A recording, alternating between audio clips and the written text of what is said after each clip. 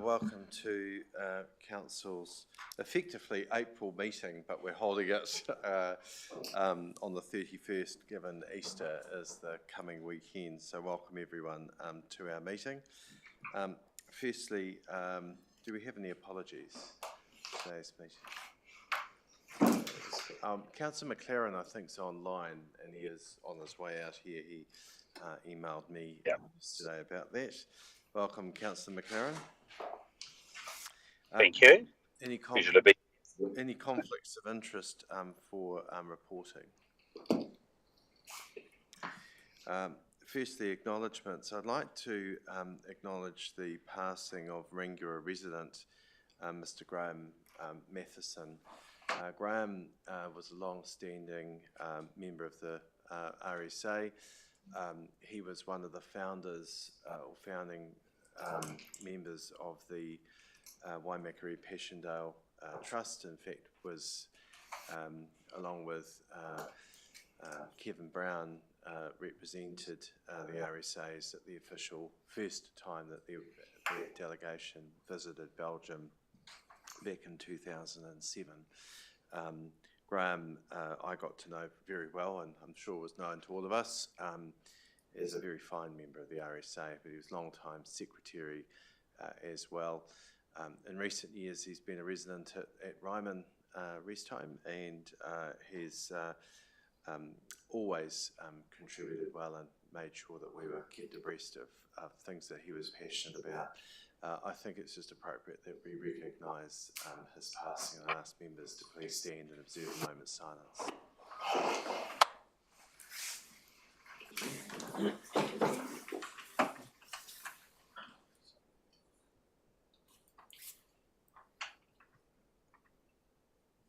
Thank you. So, come to confirmation of the minutes of our last meeting. So, first, is someone prepared to move? Moved, Councillor. You happy to move, or you have a correction? Move with two corrections.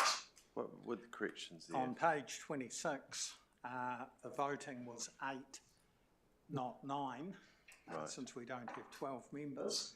And on page 28, I referred to zone 5 and 6, not the LGNZ conference. Right. Okay. Any further corrections? I'll tell you what would be helpful, I think, is, Mr. Chief Executive, if possible, when the minutes are, and Chris, who's here, when the minutes are prepared, I'd like them circulated to all elected members in draft. And then these things can be picked up before they come as an official record. I think that would be good practice going forward. So if we can do that in a timely way, in a reasonable time after a meeting, so we've still got memory of what occurred, that would be really good. Some of our memories are better than others, so well done. All right, with moving that, with those corrections, is there a seconder for those? I've seconded Councillor Ward. I'll put the recommendation. All those in favour, please say aye. Contrary, declare that carried. Any matters arising from the minutes? Right. So we come to deputations and presentations. Now, I've been advised Mr. Winter is deputation here. Is there Mr. McLaughlin here today? Is that correct? Yep. So I'll call you shortly. Dennis, is that correct? Thank you. So just remind members of the gallery that everyone's welcome to be here, but it is a silent time through this, so out of respect for those who are giving deputations and for elected members, just keep quiet through that period. If you have a cell phone, it would be a good time to make sure that's on silent. And if you do take a call, and I know this is probably telling some to suck eggs, but please exit the chambers so that we maintain silence and respect for everyone that's here. Is that all clear? Good, thank you. All right, so firstly, welcome Mr. Winter. I think you've got Gary Boakes with you as well. Welcome, Gary. Des, you want to talk to us about Ahoka and Mandible flooding matters, is that correct? So Des, you've got up to 10 minutes, and if you could leave a bit of time for some questions, that would be appreciated by members. But in front of you is the microphone. If you can press the wee button there, that one there, that means that just everyone can hear you a bit better. So welcome to our meeting, and can I just say thank you to both of you for the contribution that you make in our drainage advisory groups. Your views always valued and appreciated, and we thank you for making your time available to come and see us today. So I'll hand over to you now. Okay, thank you. So it's later on today. Could you just pull that a bit closer to you? Yes, sorry. Here we are. That's it, just so it's near your mouth so we can hear you a bit better. Thank you. So I know it's up for approval today to do work at Millfield to get the waterway up there quicker. And we're quite concerned that the water is going to get down to the end of Hoka and the Christmas Road area. And the council are going to spend money on the Hoka stream to improve it. But the still problem we've got is that heavy rain time, when the Castlemaine drains in flood, the Hoka stream water stops and builds up back to Christmas Road. And there's a fella with a shed there. There's water goes through his shed, and there's another house the water goes through. And then round in my place, the water goes across the drive by about 600 mil, and the drive becomes impassable. So we don't think we need any more water to come down our way faster, because we've got a big issue. So the more you sort of work you do up in a Hoka and Millfield, the faster the water gets down to us, and it causes more problems. And if Mr. Carter gets his own way, and we've got more houses there, it's going to make the problem worse. And we've also, I heard that there's another area, a developer is going to do some more work in Ashworth Road. So all this adds to the problem. So I think we've got to look at taking it to the Eyre River and get it out to the Waimak rather than bringing it our way. That's about it. Gary? Yes, it makes sense. If you want to do if you want to do further development up that end of the, district, you've got to really look hard about this water, because I've only been in the district 10 or 12 years, but that water is coming down faster and faster down to a Hoka and Silverstream. I think in my time, and I think I'm pretty right here, and I'm probably going to say something I probably shouldn't, but in our time, I can see Kaiapoi going under water if we keep developing up further without getting rid of this excess water into the Waimak. It's the only way to fix it. Putting a band-aid on things up further stream is not going to fix things or let you do any further development. The safest way, rather than take the water through the town, is put it straight into the Waimak. I know it's going to be costly, but we're better to do it now than in 20 years' time when we say, hey, we've flooded out Kaiapoi or Silverstream or whatever, and it's going to happen. It is going to happen, trust me. But that water, I don't know if any of you have been out to inspect how bad it gets, but it's bad. And that's all we really can tell you. And yeah, so anything else, Des, you want to add to it? Yeah, I've been in the area there 55 years now, and it used to take a massive downpour before we got problems down in our area. Now, with all the houses going up that way, we only take about a quarter of the amount of rain now, and we're in trouble because the water is coming down faster. Another problem we really have also got, and it's probably not the council's concern, but it's ECAN, the Castlemaine drain, the bottom's coming up because it's growing. That is going to go over. I'm telling you, it's going to flood. It's going to go over. We've been close now. What, 300 off the top? Probably. And it's just a matter of time. The bottom needs taking out, a metre down, to fix the problem. And if we don't get onto fixing these problems now, we're going to get caught. And when we get caught, it's going to be bad. It will be bad. Nothing short of it. So that's what we're here for today. We can handle rain and big lots of rain, but when we've got the undercurrent running, both together, that's when we're in trouble. Last May, we didn't have the undercurrent running, and it was okay when we got that big rain. Just when we got both, we're in trouble. We're not here to against further subdivision up north, you know, in the district, but we've got to have things in place if we're going to carry on subdividing land. It's the only way, and that water has to go into the Waimak. Would that be right, Des? I think so. It's just not a way. We know, the council do know that ECAN won't let them put any more water into the silver stream because it's capacity now. Well, their hoke is the same. It's at capacity. So where's all this water going to go? We're going to have a flood, and it's any time it could happen. Right, is there anything else you'd like to add? No, that's about all we can have to say. Thank you. Look, We don't, well, we do know that the council have modelled it and say it's going to get no worse, but I've got different views. and we respect that, and respect your opinions, and have been on site to visit, and on a number of occasions, and a number of us went down and we ensured some maintenance works occurred. Stage one, or part of stage one, is all that's proposed today. That's the consideration coming to us. Stage two is the works you're talking about, which is further up, which is looking at exactly the option you've talked of. But there's a lot more work we've got to do on that before we're in a position to bring that further forward. And the air diversion, as you talked about, is being explored.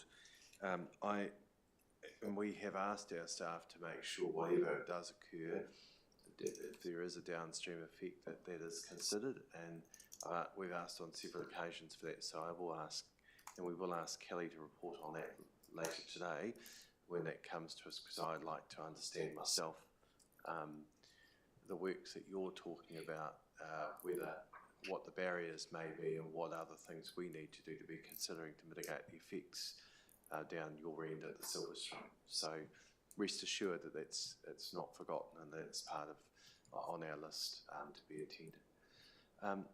Councillor Fulton, and did you have a question, or Tim's our portfolio holder, so he's doing a lot of work in that space. I just want to acknowledge you for that, Tim. Thank you, Mr. Chair. Thank you, Des and Gary. Keep it brief. What's your assessment of the additional works program that we've implemented, sort of adjacent to your property and downstream? We met last week. You know there's a 50k budget and an ongoing commitment to more work. If we even call that 1AA, I think you being the second A. So what's your assessment of the effectiveness of that program for you in addressing these concerns? Well, that's going to help and get rid of the water to a point, but when the Cuss Main drains in flood, our water can't get out of the Hoka stream, and the water backs up, and that's when we've got problem.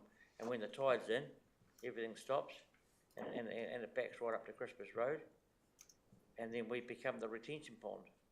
Yeah. And that's and these other houses I know that one house has been flooded out a couple of times, and we just don't want to make it any worse down our way.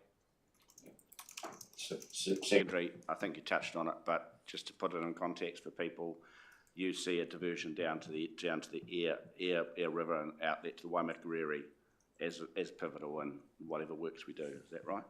Well, it makes sense. It's a no-brainer. If you want to carry on subdividing up country, water's got to go into the Waimak, not through it. You don't take the water through a village in Kaipoi, because it will go underwater at some stage, and I think sooner than later. Okay, all right. Any further questions?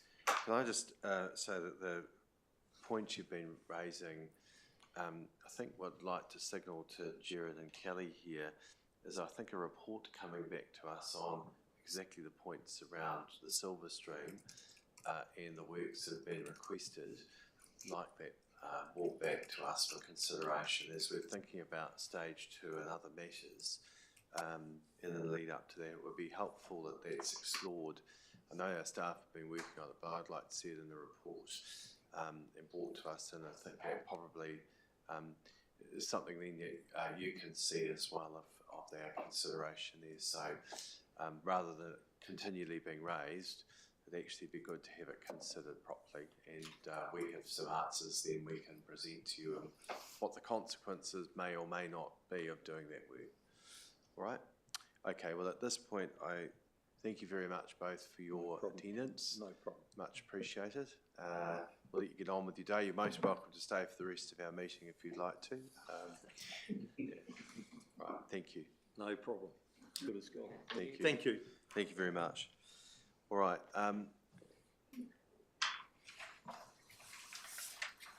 Now I'd like to invite Mr. Dennis McLaughlin. Is that correct? You're here, Mr. McLaughlin. Please come forward. Got up to 10 minutes, as you'd have heard before. And if you could leave a bit of room for questions potentially, but you may be seated. Thank you. It won't take 10 minutes. Okay. Good morning, Chairman and Councillors. My name's Dennis McLaughlin. I'm here today with my friends and witnesses as suggested by Judge Farish on the 1st of September 2025 at a hearing we had regarding rates. I've come into possession of assets from overseas that, if liquidated, would pay all these peoples behind me their rates that are in arrears, and it would also extinguish the LGFA debt. So it's a large amount. There would need to be open dialogue in how this would transpire so that the council would not get the people back into debt. So we need to have a discussion so that when this is extinguished, then there is no more debt created on the population of this area. Such negotiation cannot take place under your communist standing orders criteria, so that's going to have to be diminished. I would not submit to signing such a standing orders contract, which you're obviously aware of, that restricts my ability to negotiate the suggested proposal and contract. If this proposition is not accepted today, then it will be offered to another council. Thank you. Thank you. So just exactly what do you mean by overseas payment, Mr. McLaughlin, and what I'm just not clear what you mean by this. I have assets that have been, they have come from overseas, and if liquidated, would give me enough funds to extinguish the LGFA debt, which is monstrous. So are you in possession of those assets now? I will be in a few days. Right. And so just so I understand, do you owe the council some money? Is that what it is? I do. Right. So you're in a position to now pay that, is that what you're saying? Not today. We're going to negotiate that. Right. Okay, well that's good. Thank you. Is there any further questions? Thank you. Thank you. All right, we'll move on with the rest of our meeting. We have no adjourned business. We come to the first item, which is the water services related reports. The first is 7.1, the ODP 160 368 Mill Road. Kelly and Colin.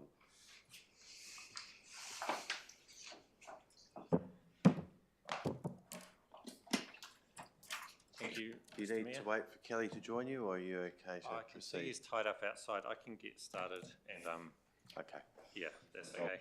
okay, that's all right. The purpose of this report is to update the council on the status of the Mill Road SMA project and also to present options for the project going forward. So as our background, council has set budget to build a stormwater management area to service ODP 160. However, this was originally delayed due to some ECAN consenting issues.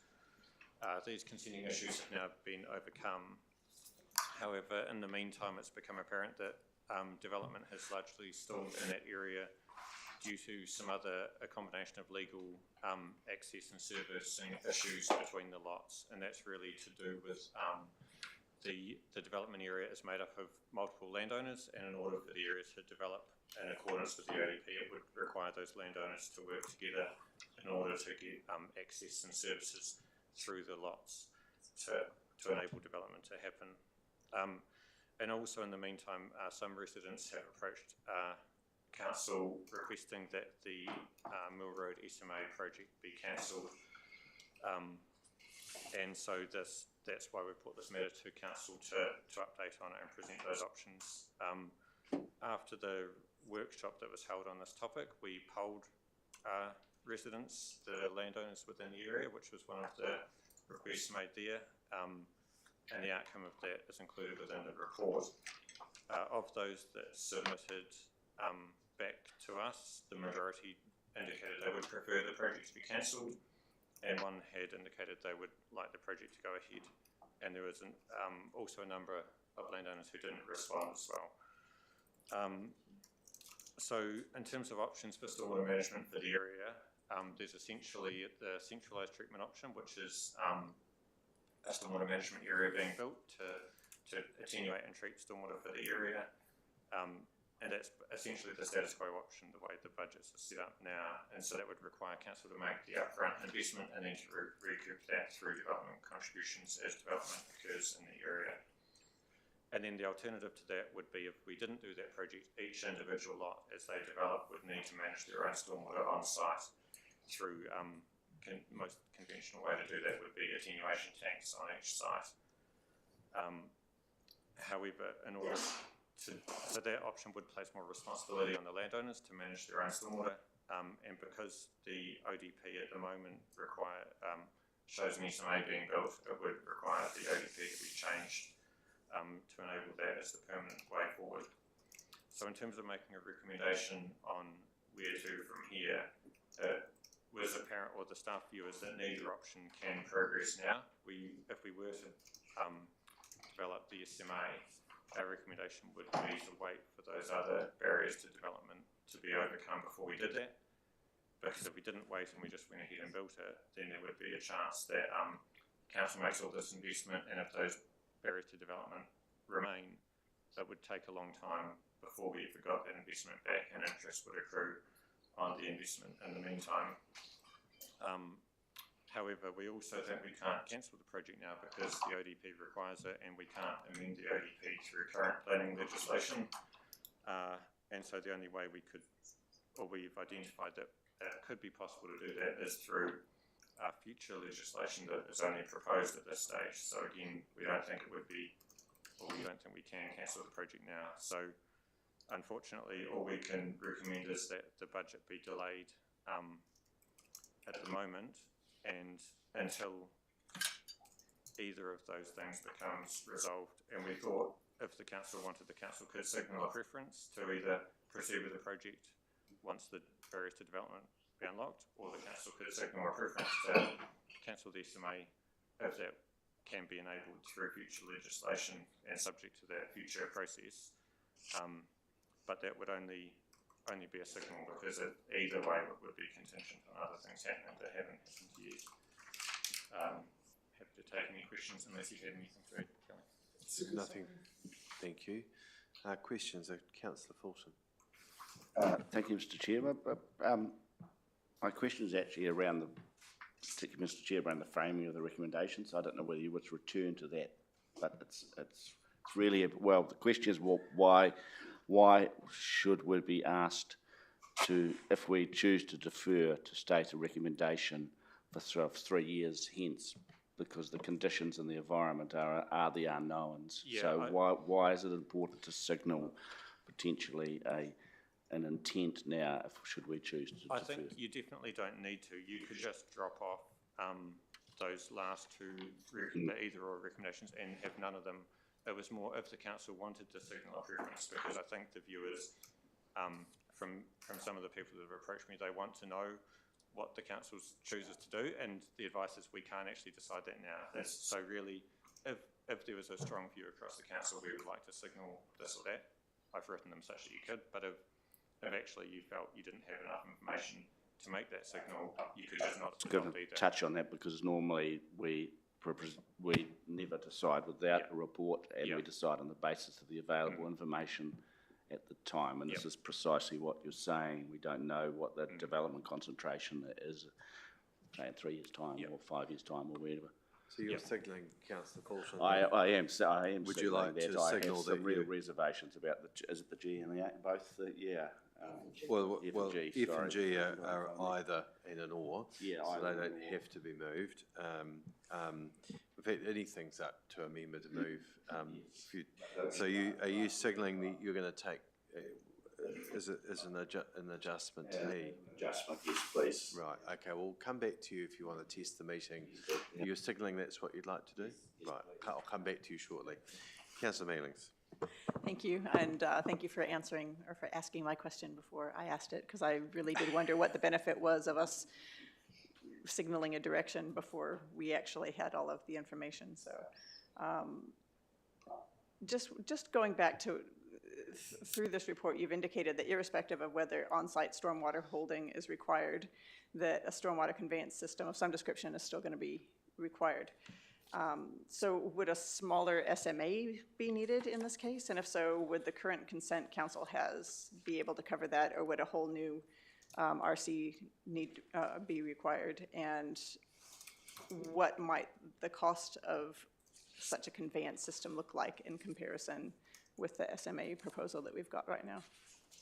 Yeah, so the SMA, as per the status quo, would be, so there'd be no attenuation on site, so there'd be increased runoff, and then the SMA would attenuate all that runoff.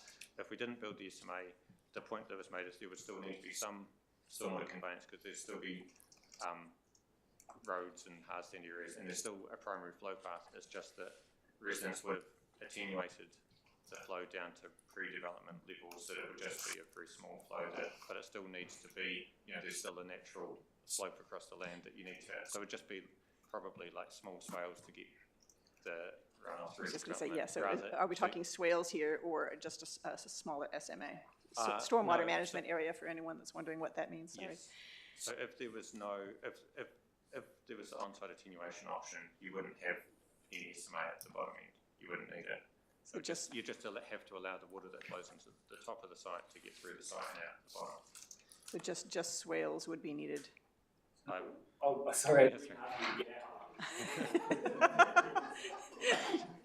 Look, I think the key point is, and I think this is actually something that property owners in the area do not understand, is if it's going to be developed to that residential standard, they still need to put in a primary stormwater system as well as secondary flow paths. So the secondary flow paths might be swales or roadways, driveways, but they'll either be putting in pipes or some form of drainage system to make sure that they can get the flow past each other's properties as you would in any other area. We're well aware of development that's happened previously in the district where there hasn't been an adequate consideration of primary reticulation.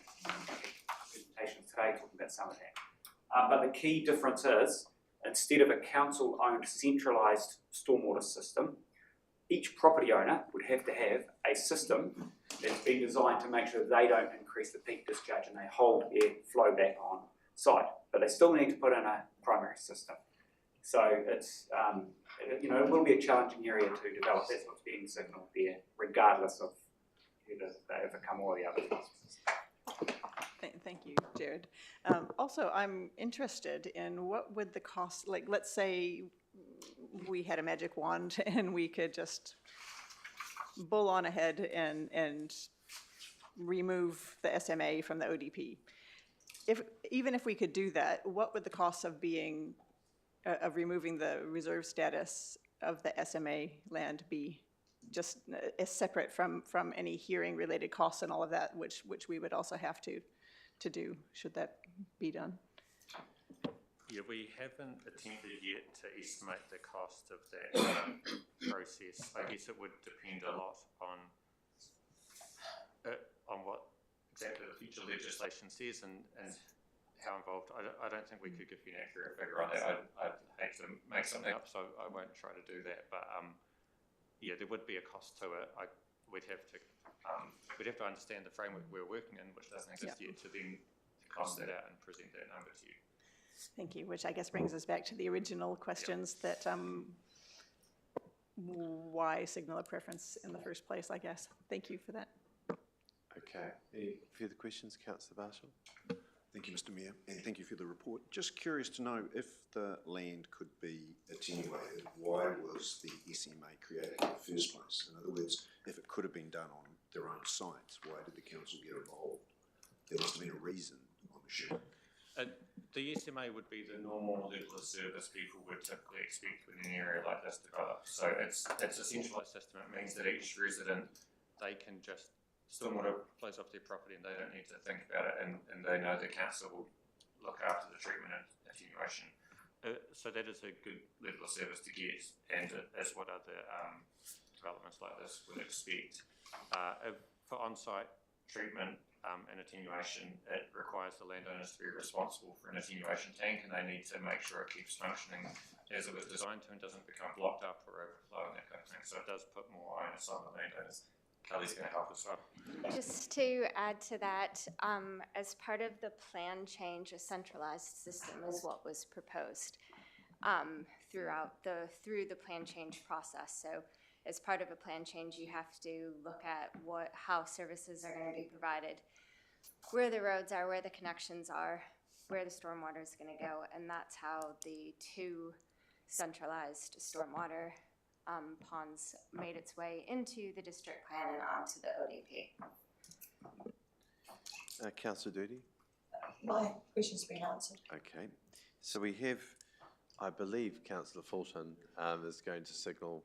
What are you going to move, please? Well, is it in the form of an amendment, I suppose? No, it's not a vote. No, we can motion. We can adjust the motion. It's just the motion because we don't have a recommendation. We have a recommendation from staff. Thank you. We don't have a formal motion on the table. I remove that we will recommend that we remove F and G from the motion as it stands, and then. So you leaving in there. That we defer the ability to defer, but not to make a decision here. So Signal. A through to E. A to E, yeah. A to E, then on that basis. And you're not moving F and G. That's is that right. Correct? Yep. Seconded to Councillor Mealings. Right. Councillor Fulton, would you like to speak? Thank you, Mr. Chair. And you would have gathered in my questions my concern about making a decision, signalling intent as a body of councillors here, without knowing sort of what the parameters of our decision are, what the concentration of development is, indeed in future, who the current landowners are, say in 3 years hence. And I do respect the survey findings, and I can see that there's a clear position there among the whole body of residents. Some concern about the effectiveness of the SMA, but I've also read to quite a large degree in my portfolio role and as a councillor about the effectiveness of centralised stormwater management areas. So, to be consistent, I'm not going to signal anything as my preference here today, but I think it's wise, given the state of the ODP, that the restrictions that puts on us, to actually move on the stormwater management area, and given that we sort of we're in a three-quarter house of development in this area. It could be more fully developed in future, which would enable an SMA if we choose to go down that path, but we're not there yet. We're sort of in that slight limbo, and I respect the position of residents. But I think it's wise to defer, all considered, another 3 years and just remain silent as a body of councillors on whether it's wise to actually implement one in future. So there we go. Thank you. Thanks, Councillor Fulton. Seconder, would you like to speak, Councillor Redmond? Thank you, Mr Mayor. Thank you, Councillor Fulton. I was going to move A to E, but you beat me to it, so that's well done. Having said that, I would like to see a further report on both options when further pathways are identified in the future. And I agree with you that we simply don't have that information available now. So I think a good motion you've moved, which I'm more than happy to support. Thank you, and I'm going to support the recommendation. I wasn't going to support F or G either at this point. I think it's appropriate to keep our options open and defer to just effectively the construction. This is a very complicated development area for a range of reasons. And I just want to acknowledge I guess the goodwill that exists within residents of that area that certainly would like to see that potential realised, but there are a range of things that are in its way at the present time, and I hope that those matters get cleared in due course and that there is a way forward there, because this was quite a significant community consultation through the private plan change exercise, district plan and other matters where this has been tested. This sort of development actually is the sort of development I'd like to see in a Hoka, not the Carter Rolleston industrial proposal, which completely would change the shape of a Hoka, which is not appropriate. And as long as I have influence here, I will certainly be opposed to that, because I just don't see that as being appropriate for a Hoka. I lived in that community for almost 20 years. I love the character that exists in a Hoka. I don't mind rural residential development. In fact, we lived in one ourselves, and that variety of size, but that slightly larger section gives people options, not residential developments, which is what is proposed, which would completely change the shape of the village and the special character that exists there now. So effectively, this is what rural residential developments, what is proposed here, if and when those options are presented in that area. But keeping our options open here is the right course of action at the moment, without expressing a preference as to whether it's appropriate or not. But I just wanted to make it clear that this is the sort of development that I think is more appropriate in a Hoka than large-scale residential right in the midst of a rural area, which we've then got to spend a lot of money and time fixing, which is exactly what the speakers were talking of earlier in the deputation, the downstream effects that come from ill-considered and ill-managed developments that we just simply don't think are appropriate for this area, and that's why this council has taken a strong stance. Any further speakers? Would you like to exercise your seconding now? Yes. This outline development plan, ODP 160, has always been complex and messy. I was here at the beginning. We had a packed gallery for the hearings for this back in 2012, which I attended most days of. The reason it was so contentious is because a lot of people actually found out that their land had been included in a plan change in the newspaper because they weren't part of it. Somebody had applied for a plan change over land that they did not own. And this is the legacy of that. It's very difficult to join together all the landowners and get everybody on the same page. Now, in this case, a majority of the landowners have now actually sat down together and they've worked it out, what they want to do and the direction they want to go, and I commend them for that because this has always been a messy situation. but the matters are still not resolved. And unfortunately, in that time, we've also had quite a lot of legislative changes in direction, and right now our very resource management laws are up in the air. So even if we wanted to do anything with this land, if we wanted to say right now that we would remove the stormwater management area from this outline development plan, we couldn't do that because there's a plan stop that says we're not allowed to do that. And we don't know what the framework is that is going to allow us to do that. We don't know what that looks like yet because the law is still a bill. It's not even passed yet. So that's not on the table. And there are still some significant hurdles with regard to access and whatnot, negotiating between the various landowners in this area that they themselves need to negotiate, which are private matters for them to get on with and sort out. And as such, we do not, as a council, have all the information in front of us we need to make a decision to move forward. So right now, we can't move forward with this. And so the only really coherent response is to move the recommendations as has been suggested by pushing out the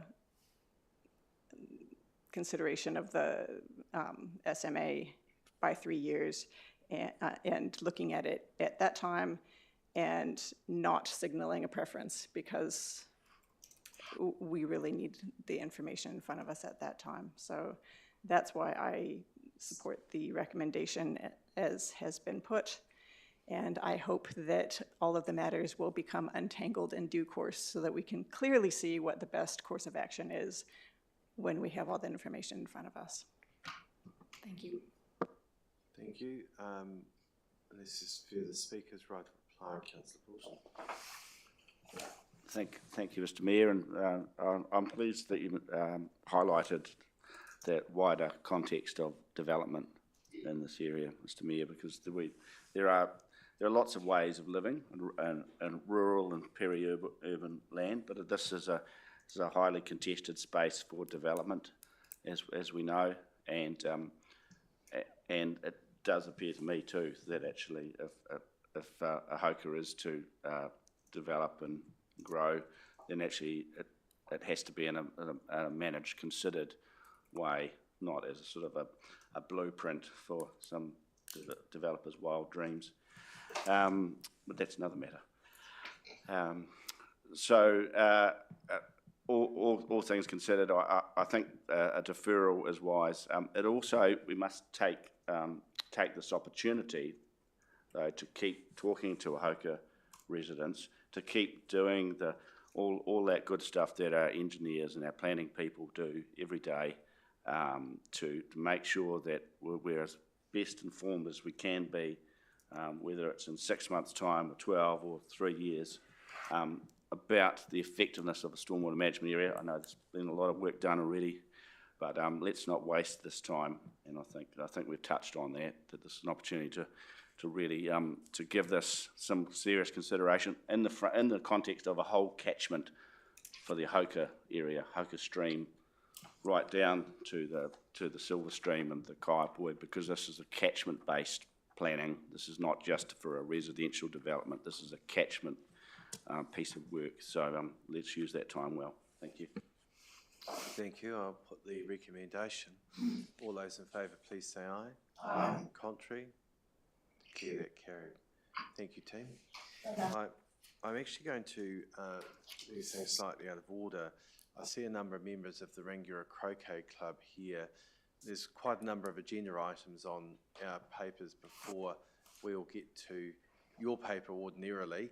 So I think we might bring that forward so that you've had a chance to, while you're here, to hear that so we're not taking all your day. Just before I do so if Grant McLeod's in the room, I think Grant's just outside the room. Grant, you might want to come in now. Yep.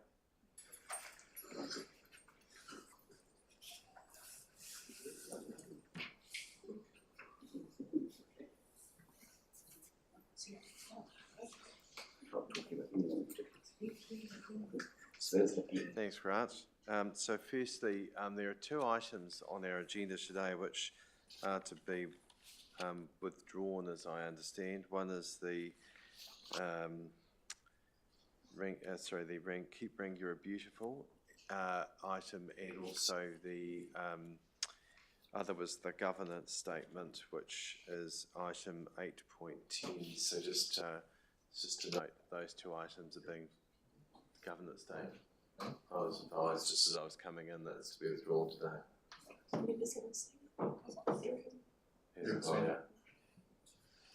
It's come through since we started the meeting. Oh, it's come through now. There's not, but I've maybe had a chance to read it. So, is there any? Sorry, just excuse me for one.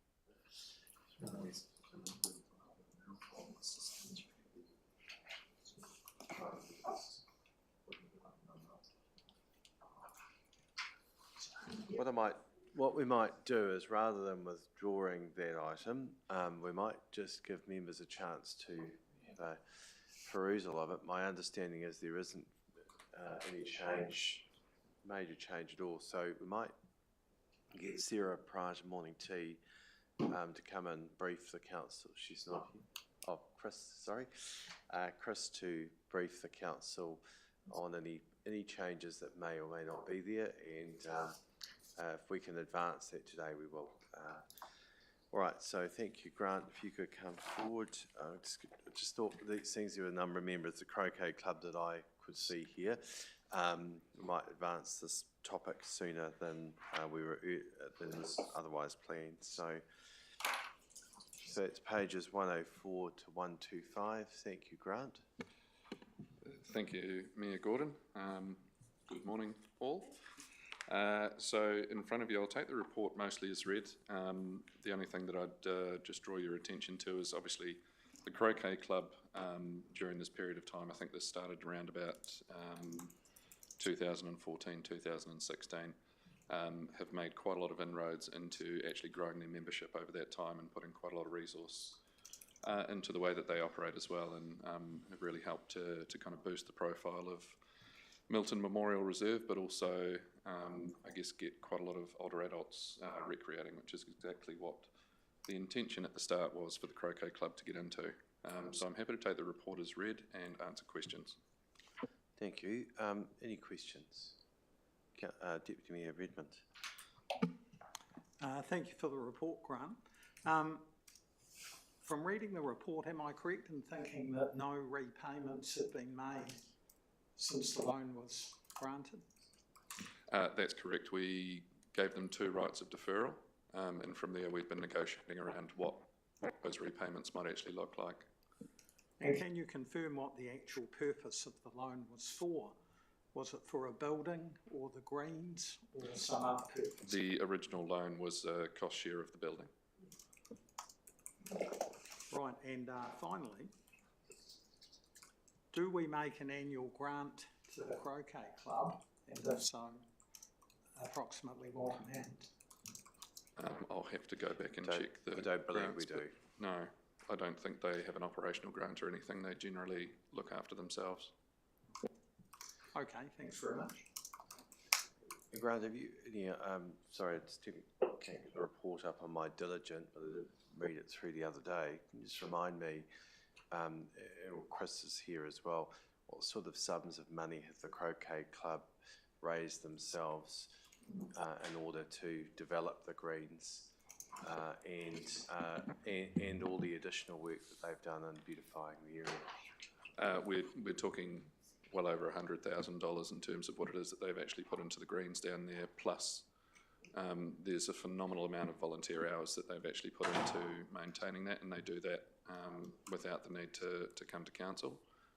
The only time that they have come here really has been for funds to help them with capital around the building or with one of the greens establishments. Outside of that, the club are generally doing their own fundraising and ensuring that they make ends meet that way. Thank you. And just, I know that having been down there on site, there's been a request for us to look at some sort of normalising the surface down there for car parking. Have we looked at that and where is that in the process? Just remind me. That hasn't progressed as yet, Right. but there have been some conversations, but it's not resolved. Okay, can you, when will that be in a position to come back to us on that? I'll have to let you know. Sorry, I don't have that information on me today. Yeah, that'd be good, Grant, if you could do that, because it's just on that surface of roading out the front there, it's grassed, and my non-technical, I love AP40. A good bit of AP40 down there may well help resolve some of those issues. And then the piece around the side, that were the deficiencies there that we may need to just consider. All right. Sorry, someone, is that Councillor Fulton, you indicated a question? Yes. Thank you, Mr. Chair. Thank you, Grant, for this report. Just really touching on this issue for the first time for me, but what was the nature of the original sort of concept plan for the Croquet Club and the work plan, and also the interaction between the club and staff over time? I mean, it says it has a national quality standard, you know, and so was the concept always that it was actually going to be the best of the best, and that council sort of understood that, or has it sort of, the project has grown legs over time in terms of the costs, you know, and how it's developed? I think, to be fair to the Croquet Club, the reason that it's come to a national standard is probably the skills that they bring to the green itself, and the diligence that they've actually looked after that asset with. It was never set out to become a national icon, as it were. At the start of the project, it was really around making sure that the club actually had a location to operate from, that they could actually grow their membership. To be fair to them, they have fulfilled their end of the bargain in growing the membership. It's gone from, I think, you know, a couple of dozen up to heading towards 60. So, you know, the club have done quite well in that regard. It's really the hours and the effort. Part of the recreational value that I think some of their members get is actually putting time, blood, sweat and tears into that surface, and it's something they take great pride in, which is becoming a really good surface. I just to be clear, I'm not disputing the value of the work and the volunteer work, but the cost control, the project management, I know through our work plans, when organisations come to council, feasibility work plans, council's very much at the hip. Has it happened here? I know it's a bit after the fact. Not entirely. We've kind of worked alongside the club when they've needed us to, but in terms of the actual effort that they put into the greens themselves, it was a case of, here is the area that you can work within, and they probably got it to that standard just purely through their own expertise and effort. We laid out the area that they could utilise and how many lawns they might be putting in, but in terms of the grass and the ground itself, that's really been on them. Thank you. Councillor Cairns. Thank you, Mr. Mayor. Thank you, Grant, for the report. Just looking at the financials for the club, I've done my due diligence, and they bring in less than $15,000 a year, but they pay out in plant, mowers, greens, almost $10,000. Their affiliation fees are just short of $5,000. So effectively, they're paying out a lot of money to manage our asset. Is that how I understand it? In terms of they're putting a lot of time and effort, but also money, their own money, in terms of managing the asset which is owned by council. Is that correct? Just to be clear, council's level of service doesn't actually take on the ownership of a bowls green. So it is a ground lease to the club.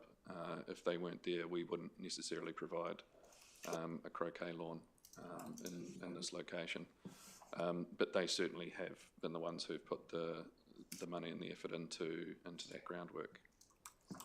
So based on the numbers, at 65 members, I think it is, you were saying in your report, that would be an additional $50 that they actually have to pay per person, and they're currently paying $250.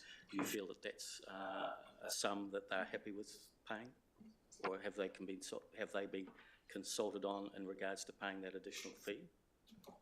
Not an additional fee directly for their members, but we've certainly been talking through options to look at how we might reduce the loan to a more manageable standard. So, clarify, they're saying yes, they're happy with your recommendation, which is the lesser loan amount. Is that what you're saying? So within the report, it's actually outlined that the club's preference was for the loan to be zeroed out to a grant. Okay, all right, okay, thank you. And that's also in their letter accompanying the report. So just to be clear, what was the club's preference? So the B, which is approving and equal payments, is that equal the same as what they were looking for? The club's preference was quite clearly outlined in the attached letter that they put through, which said that they would prefer that it was turned into a grant instead of being a loan at all. Councillor Ward? Well, to that point, I would like to test by an amendment. Well, it's not an amendment, sorry, it'd be a Well, motion. I'd like to put forward that we completely, given the effort and what this club has done over the years, I'd like to say that we delete B, C, D and E and forgive the complete loan in this instance to this club. Well, hold on, you're debating a point. Can we just hold that for one moment? I'd just like to grab the report. I'll just note that for a minute.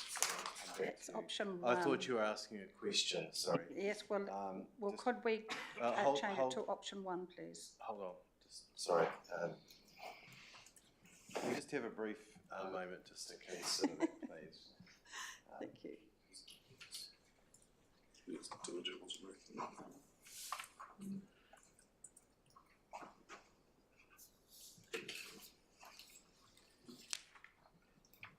So I've been having problems with my diligent today, so it's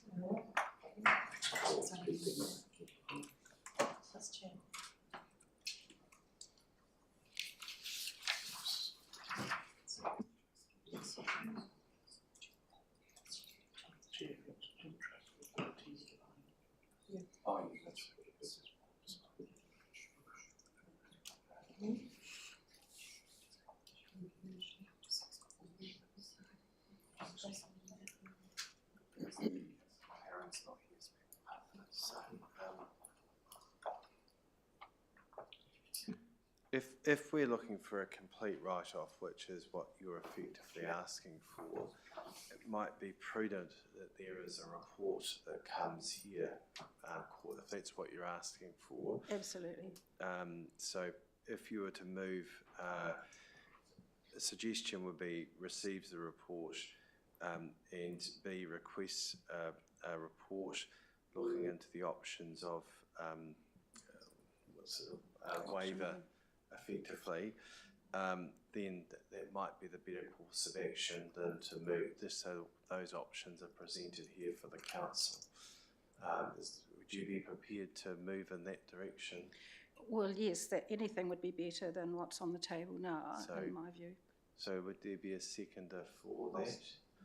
Seconded, right. So just so we get the wording right, what's the B would be requiring requested a report looking into the options of waiving the loan repayment arrangement.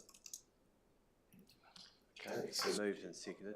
Mr Chair, just a point of clarification, would that report would canvass all options as well? So yes. we're looking at things It'd in be the wiser round. to have a report that looks into all of that. And I think at that time, if it's moved and seconded, members of the Croquet Club, it would be good to actually hear from them as well, if they'd like to come and speak to them if they wish. This has been going on for quite some time, so a finality would be good at some point for them. So you've moved, seconded, Councillor Doody, would you like to speak?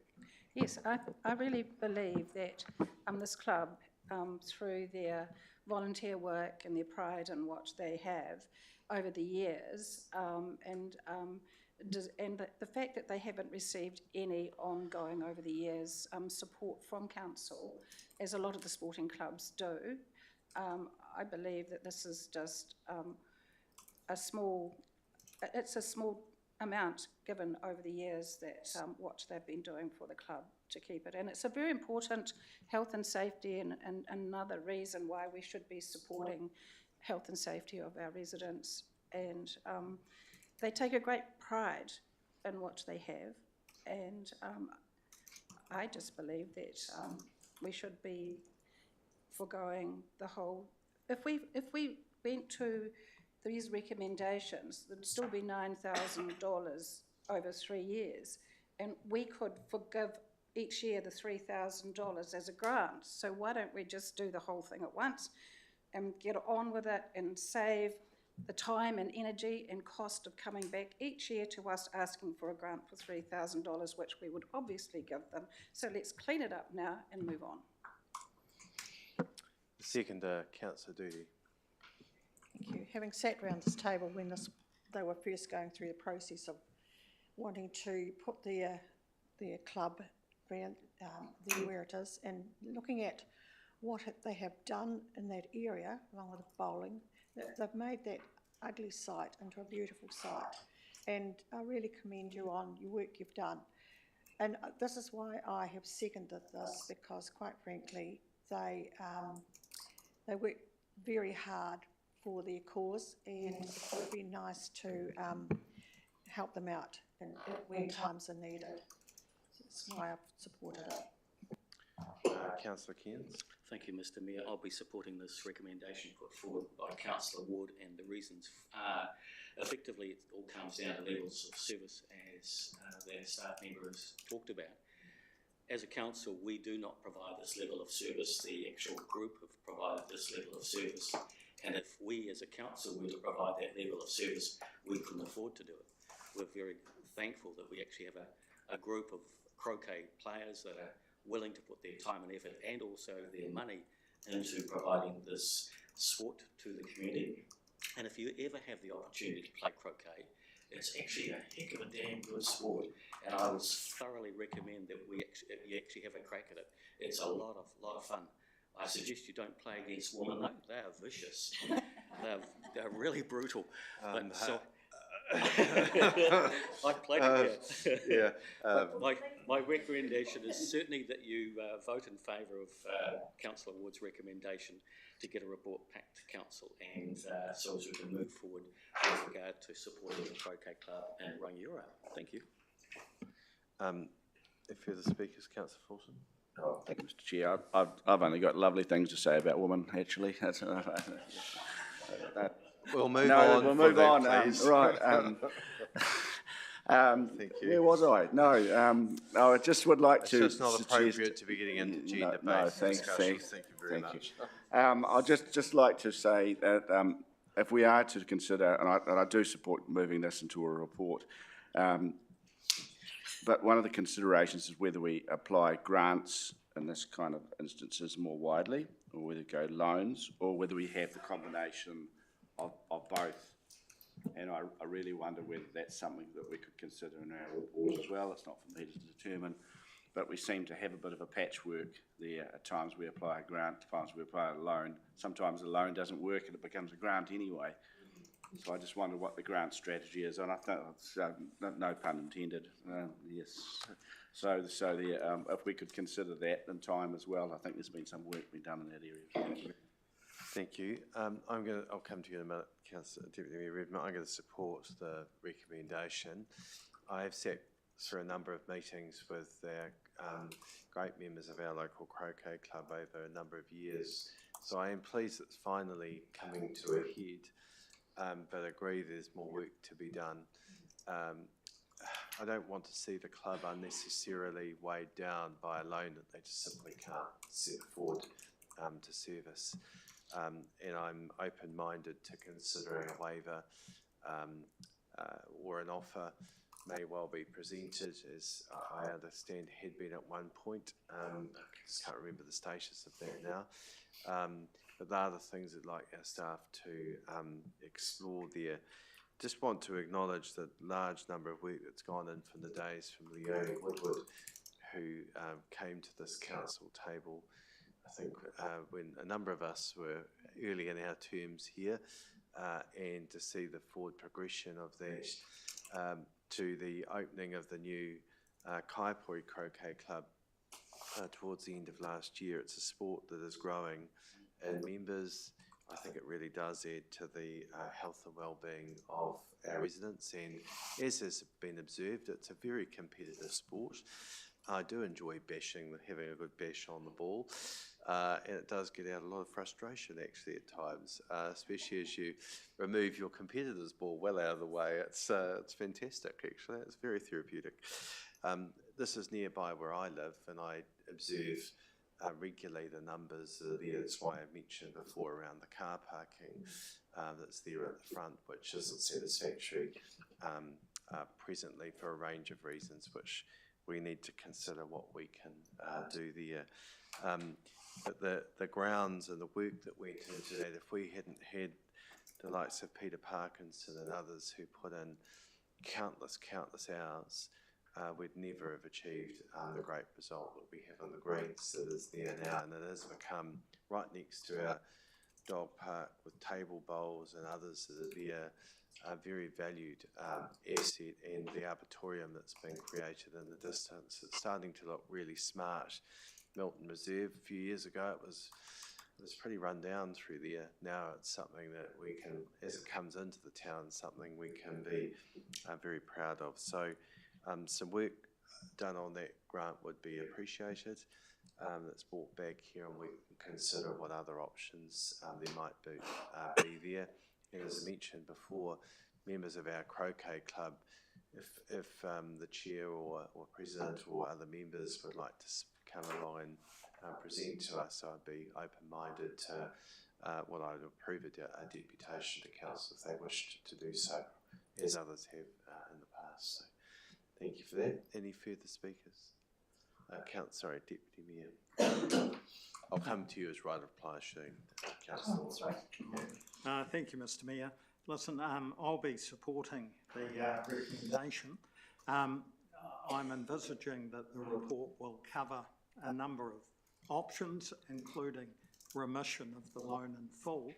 My personal preference would be to reduce or repay the loan over time by annual grants from the council, which would avoid creating an undesirable precedent, any suggestion of undue influence, but also recognise the great work that the club has done with their greens. So I look forward to the opportunity to reconsidering this matter in a sort of global sense. So happy to support your motion, Councillor Ward. Thank you. Any further speakers? Right of reply, Councillor Ward. Well, thank you all for your support. I don't believe in wasting time and money on an inevitable conclusion like hanging over the heads of the Croquet Club an extra nearly $10,000 loan for 3 years, and then every year coming back and granting them that money anyhow.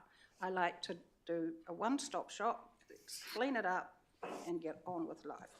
So that is what I like to do. Don't like to waste time. Thank you. So I think we're all clear on what we're voting for. All those in favour, please say aye. Aye. Contrary? Declare that carried. All right, if we come to now back to 7.2, on water services. Now, it said in their alternate rating, that's not the correct term. It should be just water services structure review, I think is the better term to be used. Alternate implies something it's not, so we should expunge that from records.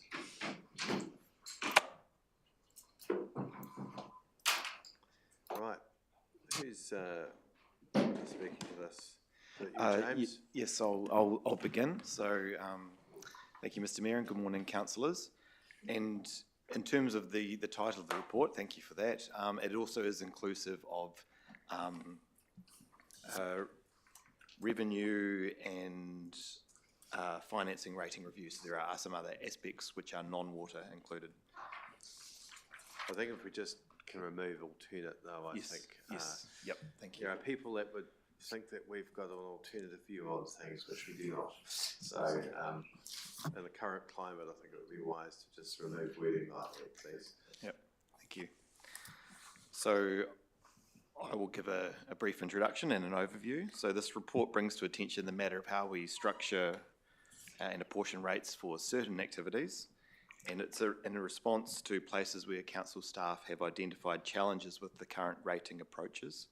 And in the case of water services, where there's been previous investigation, assessment and recommendations for changes to rating structures, but for various reasons, the consultation and implementation of those changes haven't happened.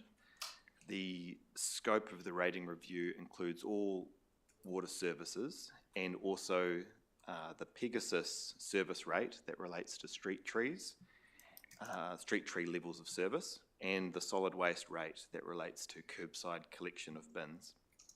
And the intention of this paper is that it encompasses multiple rating reviews that are in Council's purview. So I'll just hand over briefly to Chris to give an overview from his perspective, finance and business support and Council policy. Cool, thanks James. I think it's just important to remember that a rating review is about the reasonable allocation of rates, so very much about how we divide the pie, not growing the pie. Many options here, obviously, and they'll achieve different outcomes, and this is something to keep in mind when we're thinking about something from a very localised impacts to something that sort of looks at sharing costs significantly across the district. Really important that any review that we do is looked at in terms of legal compliance. Rating legal compliance is really important given it's our largest revenue stream. So just want to make it clear that it's front of mind for us and some form of legal review will be there. Alongside the rating review, it will be considered with our key financial policies. So we need to look at fit with our revenue and financing policy as well as our other rating policies and ensure they're talking to each other with any structure that is being considered.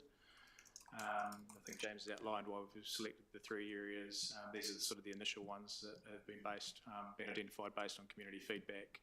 Known operational or administrative areas of difficulty, and I think probably alluding to heading into setting up a water services business unit is certainly a good time to be looking at water services rates.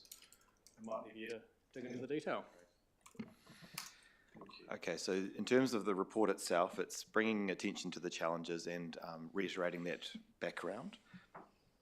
And so we're specifically asking for a working party to be established to assess options and make recommendations so that any changes can be taken to community consultation as part of the LTP process. So that's the timeline that we're aligning with. First recommendations would be expected back from the working party in July, August. And it's proposed that the working party would be formed on the basis of the draft terms of reference that are included in attachment 1. And this identifies the working party as having 4 councillors, 2 management staff, and the Mayor and Chief Executive as ex officio members, and with council support staff acting, in a support capacity. Proposed that initially the working party would look at the scope identified in the report and confirm that scope in terms of also the time frame that is available. And any excluded activities would be expected to be included at a later date. That's really around when we talk about 3 waters, there are 5 different kind of water services that would encompass if we include, or if we consider rural drainage and stock water as well as in addition to 3 waters. Propose that there will be updates from the working party back to council at key milestones, and that other councillors not on the working party would be able to attend those meetings if they wish. So I'll take the report as read. I could briefly touch on some of the issues and challenges if that's desired, or we could just go straight to questions. Chief Executive. I just had a little bit more. So this is normal process, just to set up a working party, just to go through all those issues and come back to council with what we've found. There will be a workshop of the revenue and financing policy itself. These are just the ones that have been identified over the last 3 years that we've identified potential issues with it that needs a review. But in that first revenue and financing policy that Chris Janae's going to lead, it will give the full council the opportunity to identify any other areas which we think may need a review. The ones we have looked at in the policy, that potentially could be under review, could be something that you would actually consult with the LTP. That's a decision we need to make at the time, but if there's any potential changes, and I'm not saying there will be any changes, it may be that you sit with the status quo, but if there are any changes, you need to do this consultation with the public now, over the next 6 months.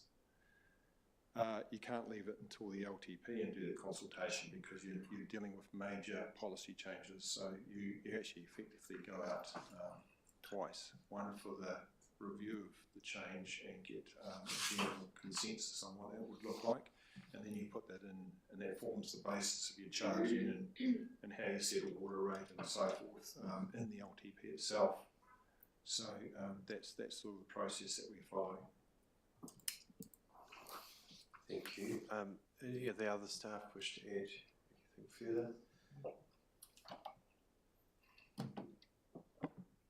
I'll just, the long-serving councillors will be aware that we did have a look at this quite a number of years ago for the water services. It's quite a complex issue in relation to the water services. There was a lot of work at the time. This is well due. We have got some issues that are coming up, particularly in the water services space, that will need the council to turn its mind to how you rate ahead of just some of the issues that are coming up in the long-term plan. This time frame is quite ambitious as well, so there's an expectation that for councillors that are on this, there's probably going to be a bit of work, and we have quite a number of just working meetings, and we're gearing up to make sure we've got staff available to progress this. Thank you. Just in the recommendation, sorry, unless there's any other staff that wants to add. Can I just suggest that whoever's moving, that the term in B approves the formation of rating review working party to, can we take out alternative in there, please?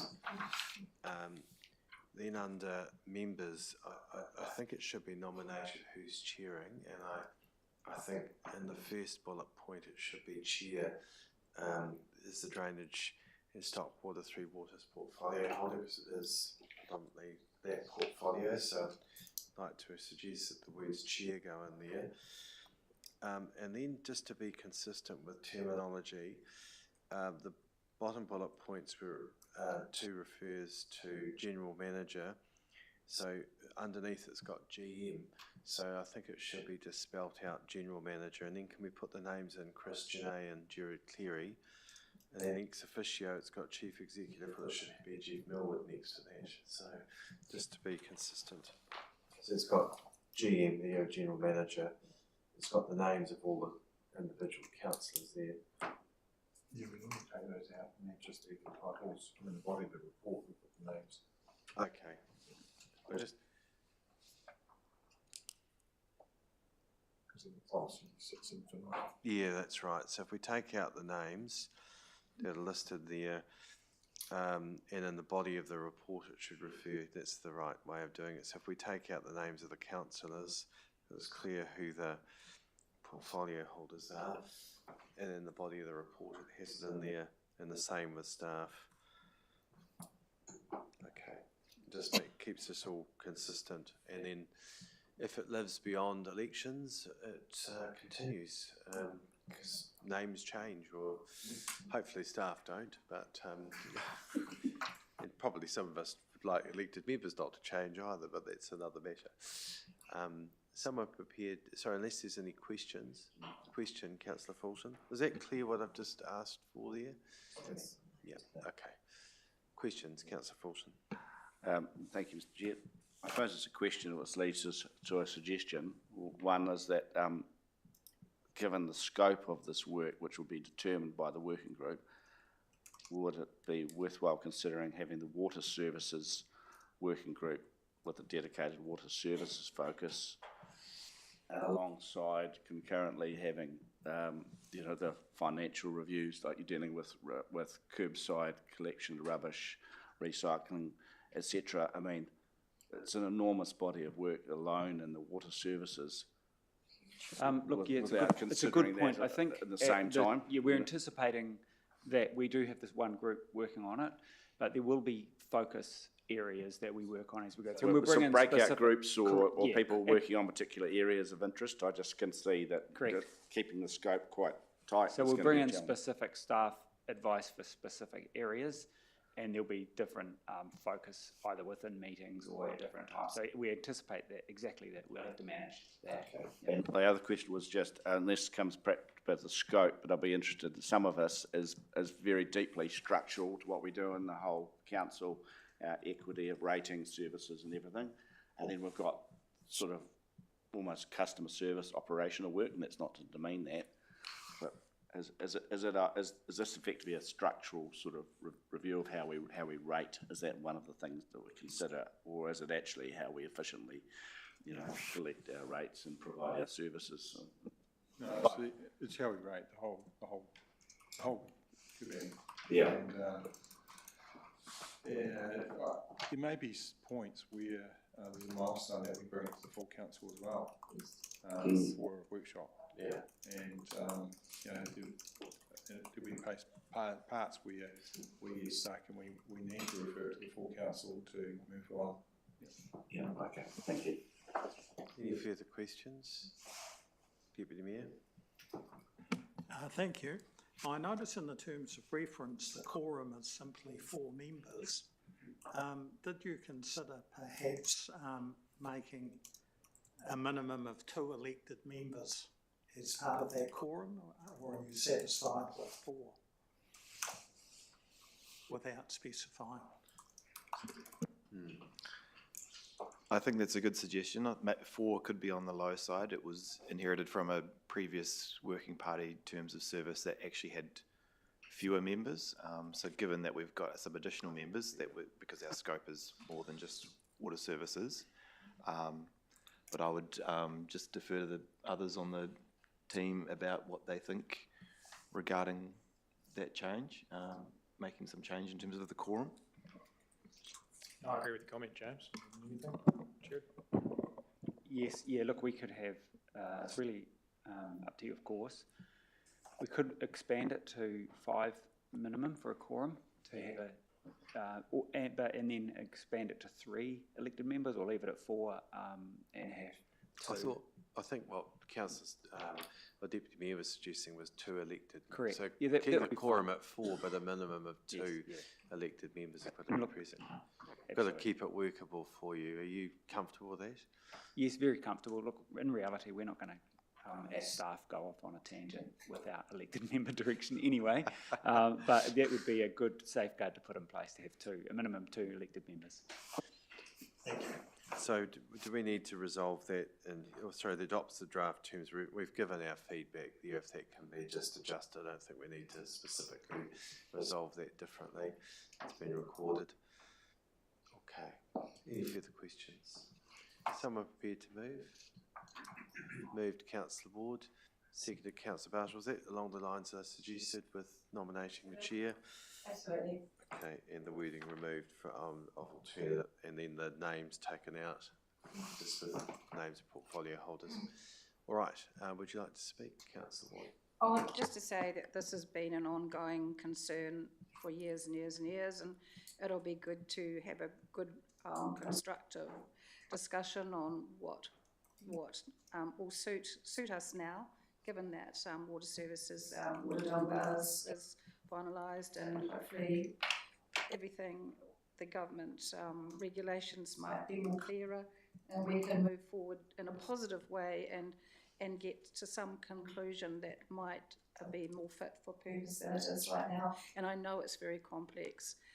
It won't be so easy, but let's see what happens. Thank you. Councillor Barton? Thank you, Mr Mayor. Yeah, look, this has been talked about for a long time, even in my world, and I've only been on the council, on the community board for 3 years and the 2 before. So it's long, I think, overdue, and yeah, it's time to happen. So I support it. Do you wish to speak, Councillor Fulton? Thank you, Mr Mayor, Mr Chair. just to provide a bit of historical flavour, yes, we did consider this even in my relatively short time on council during the term of the outgoing old Labor government, and there was something ahead of us that was going to be complicating anything that we did in water services and rural drainage and the like. We now have it in a different environment, albeit still changing fast. So I think there's, to borrow the words of Councillor Ward, there's never been a better time to do it than now. So that's let's jump into this, and yeah, I look forward to getting into the detail of this and all the discussions, and of in a general sense keeping council abreast of what we're doing as well, and touching on those milestones. I think that's what we will move forward together on this. So happy to support the recommendation. Thank you. I'm also going to support it. It's been, as we've seen through previous papers, it's been here a number of times, and want to acknowledge current staff, but also previous staff that have helped. Simon Collins' name appeared a number of occasions in those reports. There's been good reasons why it's been paused through that time after we've done our work.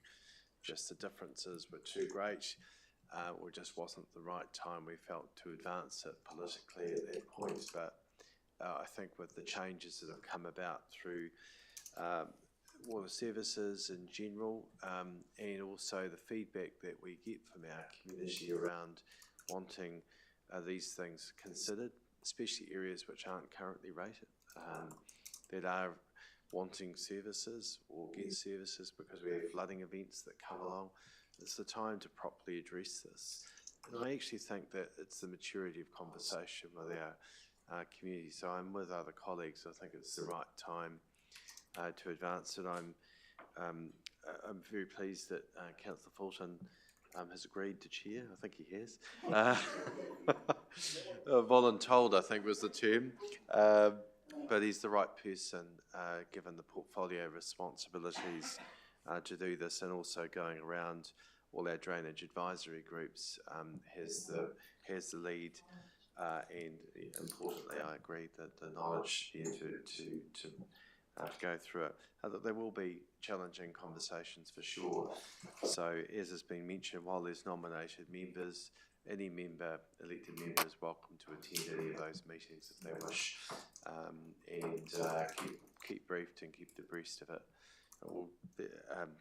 I know that Councillor Fulton will do a good job with our staff of keeping the council well abreast of this, but it's a big piece of work ahead of us, so thank you for those who've been nominated for agreeing to be part of it, and we look forward to advancing those conversations and see where we get to. Any further speakers? Councillor Cairns, followed by Councillor Meadow. Thank you, Mr. Chair. I wrote down the word challenges, and I certainly see that there's going to be challenges ahead when we start reviewing this the policy.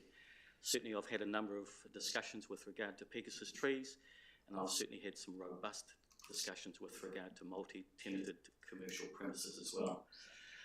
The other thing, or opportunities, is that I see moving forward are the business rates and also funding for the arts as well. But yes, I certainly see that there's certainly going to be a big challenge ahead. It's going to be a big workload for the committee that are going to be heading this, and I certainly recommend that we vote in favour of this recommendation. Thank you. Thank you. Sorry, Councillor Meadows, pardon me. Look, it's great to see this come to council. There are quite a lot of issues that need to be sorted through, and as it's been said, it's quite a complex environment and complex issues.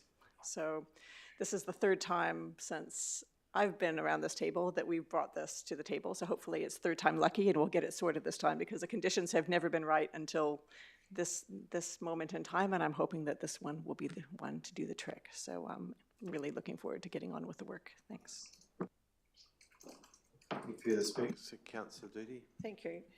Not being on this committee, but I would appreciate being able to attend and listen, because it's very important, all these, what's going to be dealing with, and we need to have a good understanding of where we want to go and also our thoughts as well.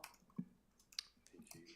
We bring a lot of experience there, Wendy, so you're always welcome. What age you mean? No, I didn't say that at all. All right, any further speakers? Councillor Ward, right to reply if you wish. No, let's get on with it. Okay, with that, let's get on with it. I'll put the recommendation. All those in favour, please say aye. Contrary, declare that carried. I think we might try and deal with this next one before we break for morning tea. So next is item 8, reports 8.1, which is homelessness in Waimakariri district.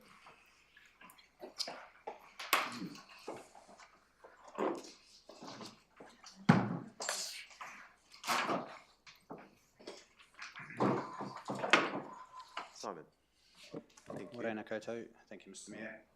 So this report in front of you today covers the context and background in relation to homelessness in the Waimakariri district, highlights some of the relevant council programs of work that are underway. As you'll see, the nature of homelessness is that it is actually a very complex issue. Addressing it requires a multi-agency approach. Generally, the multi-agencies involved, led by central government, of course, but supported by not-for-profit social service sector supporters and also local government as well.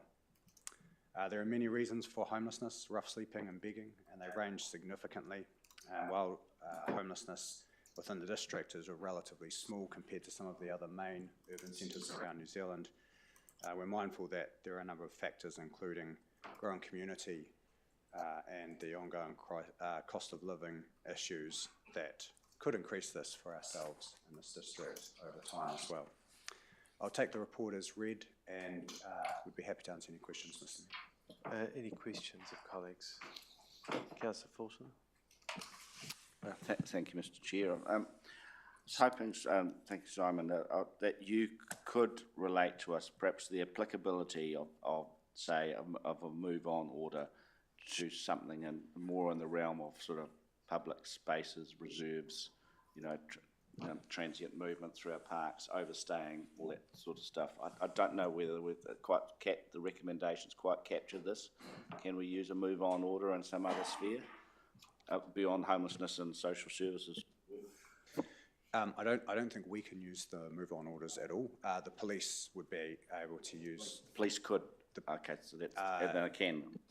I believe so, although I think we haven't seen the detail of the move-on orders yet, although I understand they are looking at more like urban centres. There are other tools that we can use in reserves, and we have to think about things like the Reserves Act and other bits and pieces, but there are other tools we can use. But the police would certainly be helpful in helping us to address the issue of long stay in reserves or public spaces that are outside of the town centre. Further questions? I'm going to question. Thank you, Mr. Mayor. Weird question. Just looking at, I suppose, the move-on concept. From what we understand of it, could it potentially apply to protests? I'd hope not. I don't think that's. Yeah, that's what I'm hoping. I don't think that that's the intention. Okay. I think under the Bill of Rights and other legislation, people's right to voice their views should be maintained. I don't think that's the legislation, but certainly okay. we can provide some more detail when we understand a bit more about it. Thank you. My understanding is the legislation is to be introduced in the next few weeks, so we'll know more. That's why it's used the words in principle rather than full endorsement until we know what the nature of what that looks like. Councillor Ward, followed by Councillor Cairns. I do have a question. Given that's good. Given the wonderful support that we have from Tessa and her team when we locate homeless people in our town and our areas, and the offer of accommodation and everything, how many refuse that or late? Do we know how many have refused that acceptance of accommodation and help, who don't want to be accommodated and want to stay on the streets? How many? I honestly couldn't give you a specific number, Councillor Ward. I know that that does occur, that, like I say, there are a number of reasons for people being on the street. Some do have residence to return to and choose to be there to solicit money and other goods. Others are genuinely homeless, and the situation extends well beyond our town centres and urban centres as well. As has been highlighted, there are people staying in regeneration areas and reserves, living rough in cars and the like, and there is a range of reasons for that. And that's what makes this issue so complex. It's not just, you know, one size fits all in terms of the mould that that we can apply, and that's also why central government is so essential in leading this response. Thank you. Councillor Kearns. Thank you, Followed Mr. by Mayor. Councillor Dooley. Thank you, Simon. If you're to look at the census data in 2023, it talks about housing deprivation at 2.3%. Do you believe, so that effectively if you were to look at that in our current population, maybe about 1,600 people in our district that are housing deprived, do you believe that that number is a fair reflection of the issue, or are we at the lower end or the upper end? Where do you see where we are with regard to that as a base number for housing deprivation? Thank you. That's a really tricky question, Councillor Kearns. I'd have to go away and do some research into the numbers specifically. We do know that the housing deprivation is also caused by a load of things. So there is overcrowding in homes, there is rental stress, there is, you know, a need probably for a greater number of social housing providers to be established in the district. So yes, there is housing stress, and there are some numbers around 2023, I would suggest. They're getting on to about 3 years old now, so we can probably look into some of those numbers a little bit more if that's helpful. Certainly the team, the strategy team, are doing quite a lot of work on this as they start to look at the bylaw situation. So they're building, as we do with any bylaw, an assessment of the situation, and we'll bring back to this council section 155 report, which describes that situation and provides all of the options for us going forward. But I don't know if I could answer the by numbers at the moment, sorry. It's very hard to measure that, because even at the forum that was held here, the official statistics, and that's what the tool that the community team were working on, was to try and get more of an appreciation for how widespread or what the complexities are there. So it's a bit hard to measure that specifically. It's all anecdotal at the moment to a degree, and based on what you see rather than what's actual fact there. So that's what they've been testing there. I suppose the reason why I asked the question is that, is this bylaw actually going to be appropriate to actually solve the issue of homelessness and housing deprivation? That was the purpose of the question. So is it or not? Or is it just going to be part of the tool? No, the bylaw won't address, won't solve the homelessness issue. Essentially, there are a number of things that we can enforce under bylaws, things like litter, and in some respects egress around public areas. We're looking at the commercial charities bylaw at the moment as being a vehicle for potentially including some information around soliciting. So this would enable us to put some restrictions in place for those who wish to ask for money on the street. That would include the likes of the Cancer Society or the Heart Foundation, who could come and get a permit from us to do those activities, and that would be absolutely fine. It would enable us to potentially address some of the issues around begging. So that is one thing we can do, but does taking away someone's sign asking for money remove that person or put them into a home or address some of the complex mental health issues they have? Absolutely not. That's why we say this is very much a central government-led response that we need to support, rather than suggesting that we could fix it through a bylaw means. Okay. Thank you. Councillor Doody, please. Thank you. Just listening to this, would this Abbey Fields that's going to be built be one of the things that might help with this homelessness? Because they can't live there forever, but it's a bed.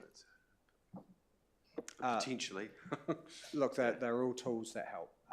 You know, the elderly housing person person's homes that we provide, the relationship we have with Abbeyfield and the work that they do, the work we have done on our housing policy, and the work we do across Canterbury and the Canterbury Mayoral Forum around developing housing strategies and building tools for councils to use to help. They're all tools in the toolbox, but as I say, given council's mandate and resourcing, they're not going to be something that completely eradicates or removes or addresses the problem. We definitely need to work with our central government colleagues who should lead that, and with other social service providers. And because of the complex nature of homelessness, there is still choice factor that we're dealing with as well, which I think Councillor was alluding to.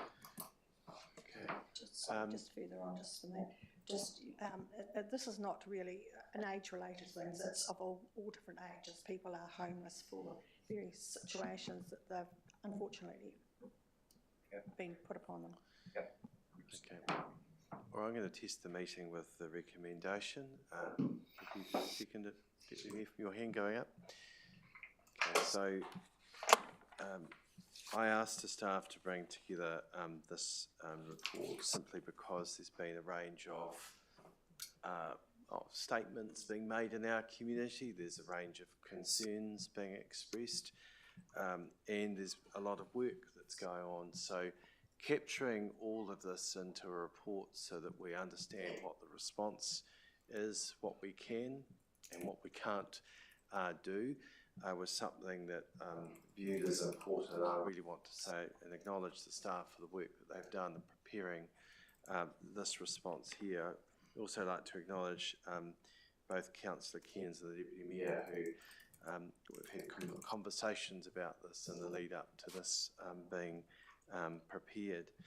As far as I see it, and I've talked with other mayors around the country, there are three stages or three parts to this here.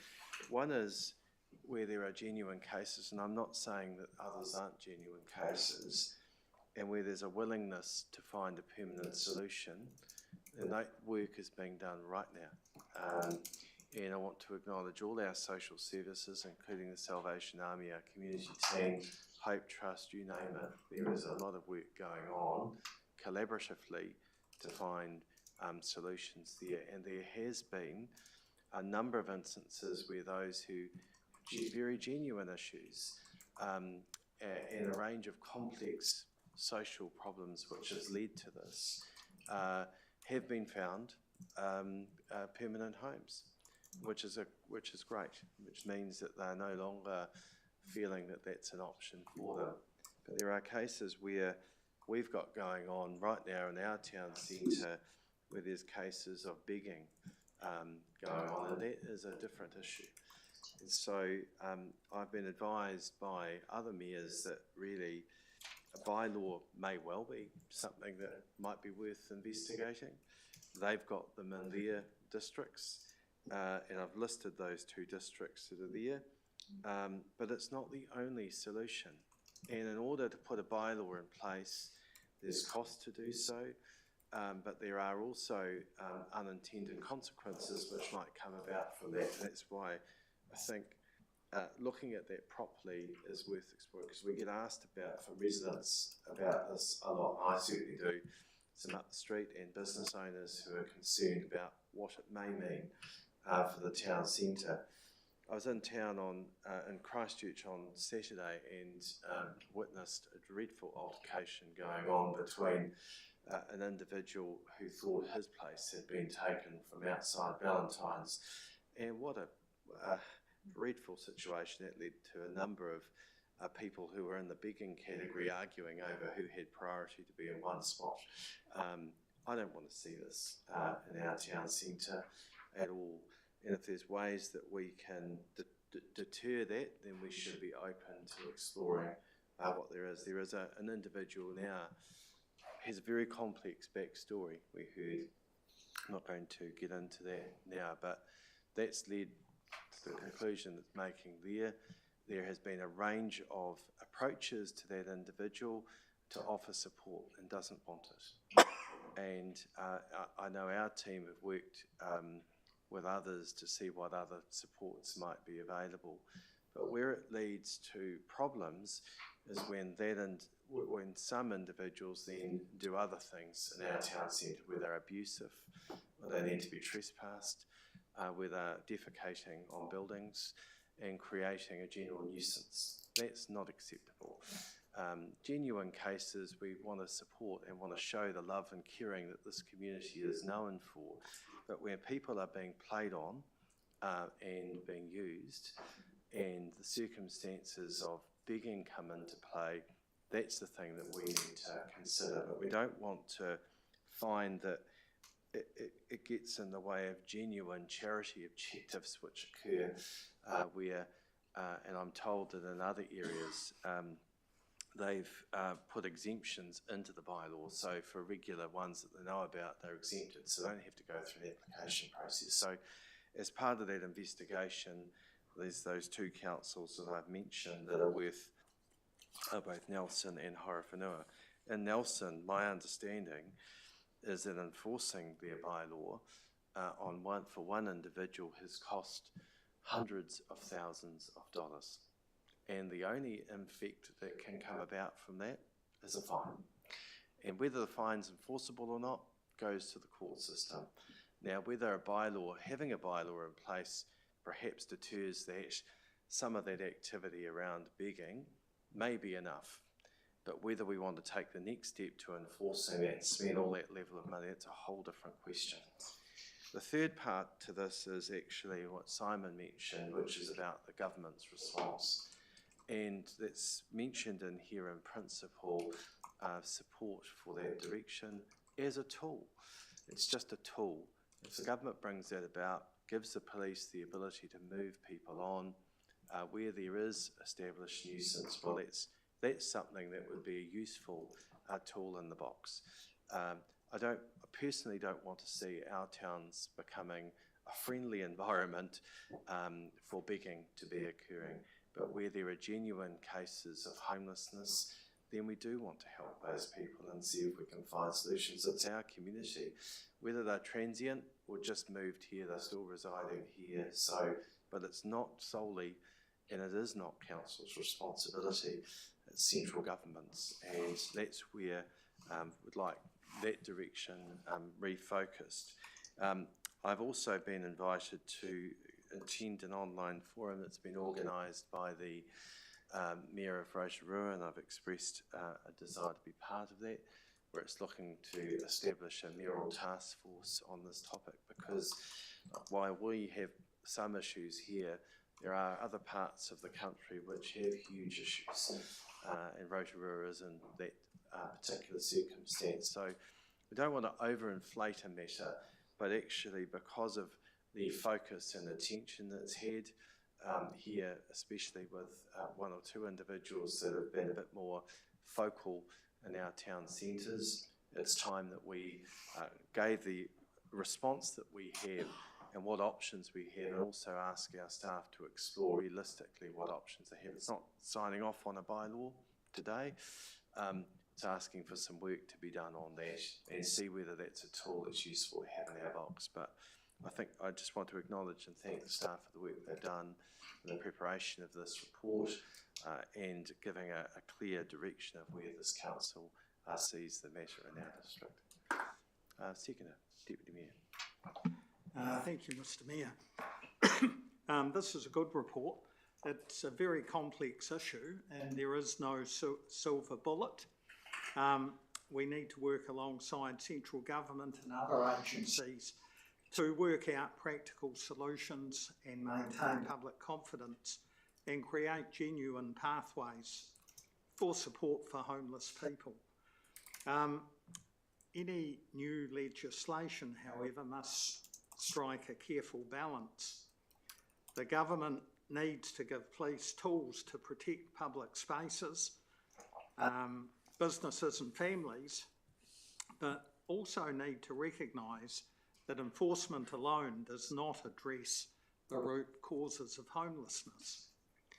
We need to be committed to strengthening a collaborative relationship with police, the Ministry of Social Development, Work and Income, and community partners to improve local coordination and better outcomes. And we're lucky that we do have a community team here that do good work in that space. Homelessness is not just a Waimakariri issue, it's a national one. We're committed to doing our part locally and to pushing for the leadership, investment and policy settings needed at a national level. So it is good that the Mayor has been invited and has agreed to take part in a mayoral task force for homelessness and housing.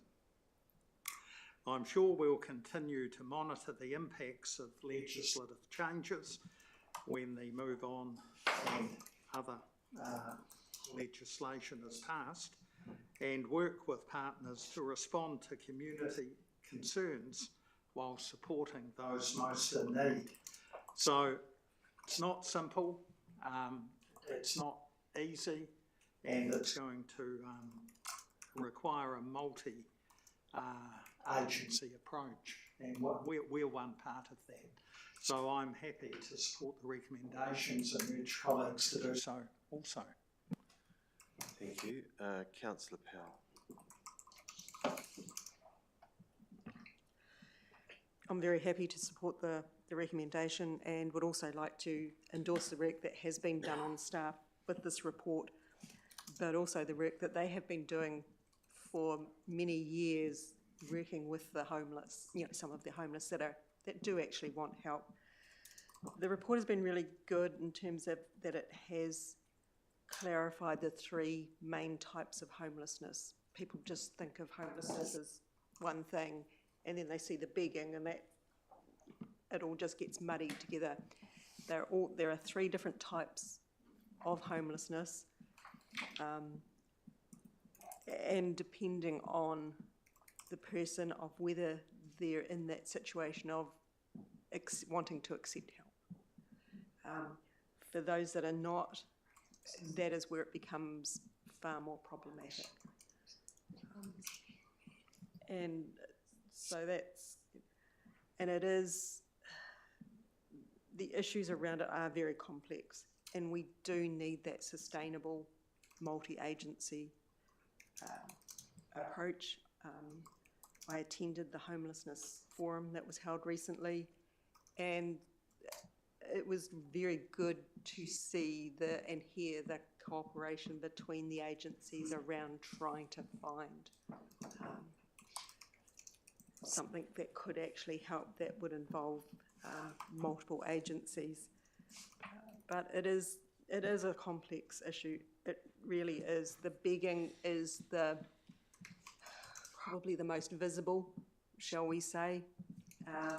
A lot of the homeless people that we do have in this area, and we've had homeless people for probably forever.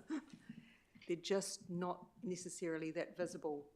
They're sleeping in their cars, they're in the reserves, on the park benches, but they often disappear during the day, so you don't actually see them. But the begging has become that really visible and confronting issue. I commend our staff for the work that they have done with the homeless. That's the community team, but also the green space team. Our parks and reserves officers are often the people that will find them, sleeping on a park bench. The staff have been doing really good work, and will continue to do good work, but we do need that multi-agency response, and perhaps that some government legislation and background to actually come in and assist as well. Councils cannot do it all. So yes, I support this recommendation. Thank you. Councillor Goldsmith. Thank you, Mr. Mayor. I just want to start off by saying I too support this report as it stands. Without harping on, complex, no simple answers. What we are attempting to do is treat a symptom, not the cause. And my general gut instinct is that council can't be the doctor in this, but we can be a first aider potentially. And that we do have a part to play. What that part is, I'm very unclear on. I acknowledge the extension of tools to treat various situations and actions, and that's definitely some place we could be in. But on the same token, I'm very hesitant to look and consider bylaws that we aren't inherently willing to enforce. I think good laws should be balanced and justifiably enforceable. I'm not really keen on the idea of approaching something as kind of a guideline with a penalty, which we choose when to apply and when not. So I'm very open to the idea of exploring these options to us, but I would really appreciate good consideration into making sure that anything we put out there, we are willing to back 100% to make clear and fair on everyone. That's all I've got to say. Thank you. Thank you. Councillor Kearns. Thank you, Mr. Mayor. I agree with all that's been said in the past. It's ironic that we should have a welcoming communities action plan that has been put in place in just the last few months, and now we're starting to talk about homelessness bylaw. And it just seems to be very, very sad that we should be focusing on this, and let's hope that we don't spend too much time on this, because the root cause is those that are living in their cars and living that are homelessness. In our street alone, we have 11 people living in their cars virtually every night. And I talk to them on a regular basis, and there's a whole pile of complex issues that we're having to try and deal with. And the issue is affordable housing. So I certainly, as a councillor, and certainly before I go into that, I would certainly like to acknowledge the staff. The staff that we have are just incredible in terms of the work that they've done with the homelessness and the issues that they're having to deal with, and I certainly congratulate them for all that they've done behind the scenes, and also the likes of the other agencies, the likes of the Salvation Army, that they've reached out and tried to help with regard to getting these people a safe home for them to live in. As I said, or started to say, is the focus really is on the core issue, just like Councillor Goldsworthy was starting to talk about, is homelessness, affordable housing, and the likes of the Cara and the likes of Abbeyfield. Those are things that we need to support as a council. Whilst, yes, we have this bylaw before us, we really have to focus on the solutions as opposed to these sort of situations. But I'll be supporting the recommendation, and thank you for your time. Thank you. Thank you. Councillor Fulton. Thank you, Mr. Chair. Just reflect on some of those excellent comments. Just makes me think that probably the core of what we do as council is determining what is the fairest and most equitable use of public space, whether that's public building, public facilities, the resources that we distribute in the public. So public space, to me, no, I'm certainly not a lawyer, is not an unfettered right. The access to public space is not an unfettered right. I mean, yes, there's the Bill of Rights, and there's a whole lot of great legislation that's been determined over time that allows people to occupy public space, to protest, to sit there passively, to do whatever they want to a large degree, until you impinge on other people's use and enjoyment of that public space. So it's a public sort of nuisance, and I think that's an important consideration here. We are talking in here about, say, begging, homelessness, sort of social ills and troubles that have put people in these positions, but ultimately we actually determine, or have to have a role in determining what's the best and fairest use of public space. Personally, I've got to say, Mr. Mayor, I don't like the word begging at all in this recommendation. I think we could do better than using that word. We use it colloquially, but it's a very sort of pejorative, demeaning sort of a term. I prefer sort of soliciting, I suppose, in that sense. Not sure I prefer that either. It's getting better and better, isn't it? Yeah. To solicit, the act of soliciting funds from the public. Yeah. Moving on, Tim. Yeah, exactly. Yeah, yeah. I knew this was going to be a bad day. Yeah, so really the begging itself, yeah, it's probably in reality that's what it is. But yeah, that's just the sort of the wordsmith me. Don't really particularly like that word. I think if we focus our activities in supporting government with the Move On legislation, preserving and protecting public space, then hopefully we can find something close towards a happy balance where people can still use public space. They can still be down those roads and side streets in Kaiapoi and elsewhere if they have to be. But we actually also try and address their social needs, try and address the underlying mental health issues, the housing issues, and all those sorts of things. But the moment they become a public nuisance, or they become sort of violent or ill-tempered or impinging on other people's use of that space, then we've got to have a mechanism to act on it. So I think I've said enough there without using any more unfortunate words. So thank you, Mr. Mayor. Any further speakers? Councillor Mealings? Did you say Judy? Councillor Mealings, yeah. I haven't seen Councillor Doodie's hand go up. So. Sorry. I didn't hear. So I've Okay. just come to you, Councillor Mealings. Yes. Well, I may as well throw my hat in the ring here too. Look, there are lots of moving parts to this problem. It requires a multi-agency, multi-approach response because there is no one-size-fits-all for any of this. But this report's not about it's not about a bylaw. Everybody's talking about bylaws. It's looking into feasibility study for bylaws as to whether or not they could work. This is actually talking about the tools that are available to us to address the issues that are presented by homelessness in our district and wider. Ultimately, this is going to require direction from central government, but to me, it highlights in stark reality how very, very important our community team is. Anyone who would dare breathe that our community team is not core services, look no further than this report. The work that they do is absolutely paramount to ensuring the well-being of everybody in this district, whether they have their own roof over their head or not. And I highly support the resolution that's in front of us,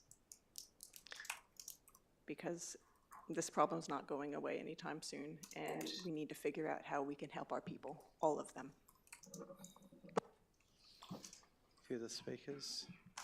Just in right of reply, really good feedback, team.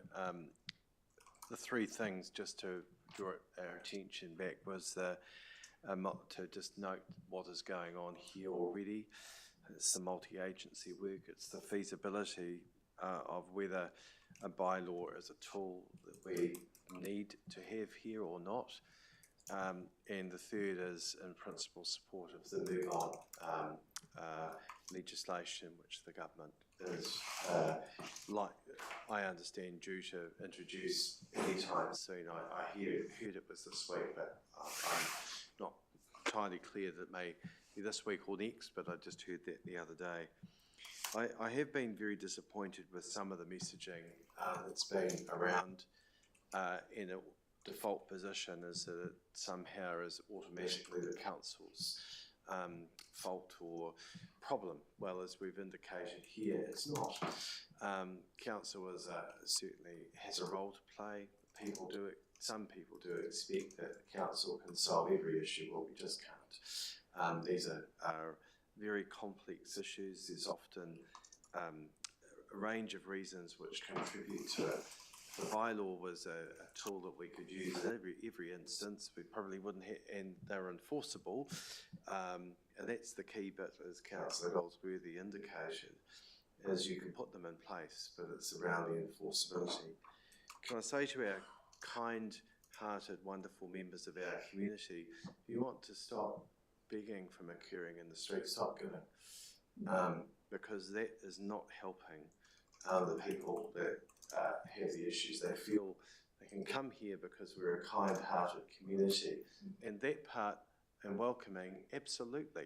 everyone's welcome here, but when you cross the line and you're begging in the streets when you actually have other choices and options, that's calling on the genuine kindness of people, and it goes a bit further than I think is reasonable. Now, that's up to every person to individually make the choice what they do with their own resources, but what I'm consistently told is it does not help at all. And I've spoken to a number who are up here and asked them, what do you actually need? Come and see me. I'm happy to help you. One gentleman told me to remind with duck and off. He wasn't interested at all in the support. He didn't know who I was, and it's fine, but I was genuinely happy to connect him with the right people. He was walking along with a trolley asking for help, and I said, well, what sort of help can I provide? I don't want any help, he said. So it's just unfortunately a choice for them how they operate. That's up to them. But when it crosses the line where we've got behavioural issues, there's trespass orders and other things being in place, and it puts the safety of residents and members of our staff at risk, that is a concern to me.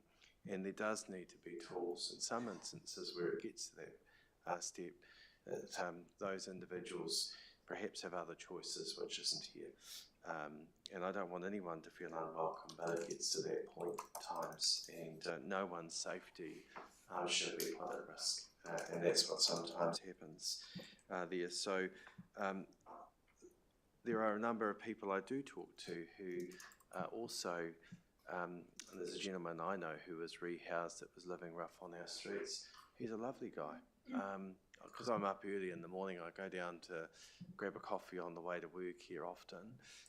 You do chat to people about, and he is extremely grateful for the love and support that came from our community team and other members who found him a solution. I really do want to emphasise what Councillor Mealings mentioned about our community team and how much work they do put in, but also the other support agencies like the Salvation Army, like the Presbyterian, the Anglican Church, Hope, you name it, Catholic Social Services, they're all involved, and we're involved in that combined discussion that was led by Social Services Waimakariri, a great forum where they're talking about how actually how do we identify those in the community that are in that situation, and how do we provide them targeted support and assistance, but critically, if they choose it, because some people may not want to have that support. That's their choice, but the support is there if anyone needs it.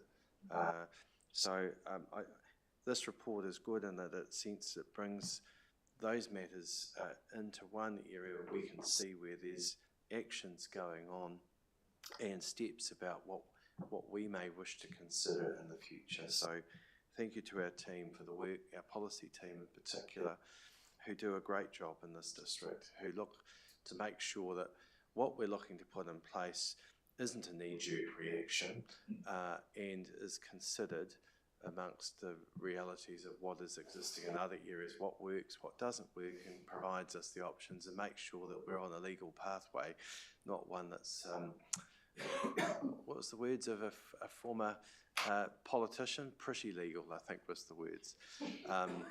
You know, whatever we put in place, if we do, has got to have a legal framework that can be backed, and I just want to acknowledge that effort. So with that, I encourage you all to support the recommendations. I'll put that, so with that, I'll put that. All those in favour, please say aye. Aye. Contrary? Declare that carried. I think it's a good point to, at this point, break for morning tea. 15 minutes.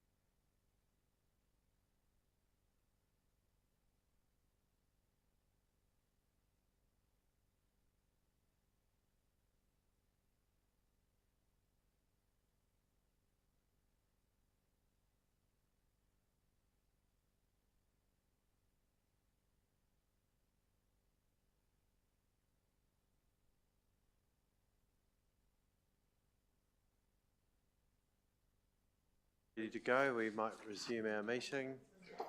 So the next item is 8.1, which is minor members to variable speed limit zones. Joanne. Welcome and thank you.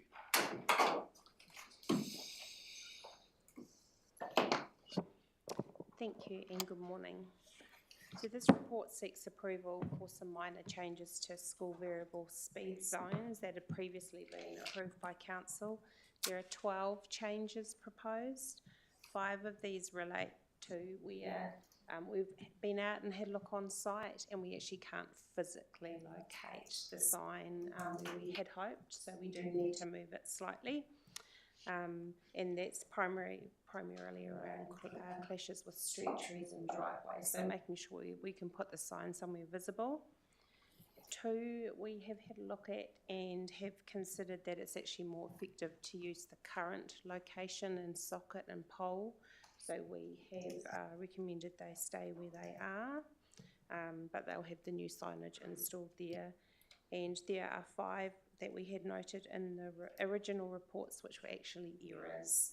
So an example of that was View Hill School, which we had stated was on Bay Road, but clearly it is not. So that was an error that we had not picked up in the original report, which needs correcting. We do consider all of these changes to be very minor in nature, and as such we haven't included drawings for those.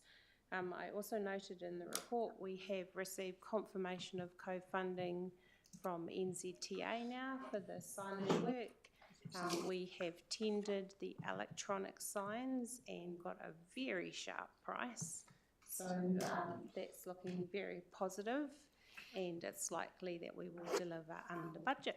So I'm happy to take any questions. I like under budget. It's good news about the co-funding, so well done. Well done. Questions, Councillor McLaren? Thank you. I'll definitely be supporting the motion when it comes. I'm just curious about the Skew Bridge variable speed sign. Flashing ones have gone. I wondered if they the reason for that had been to repurpose them and as one of these.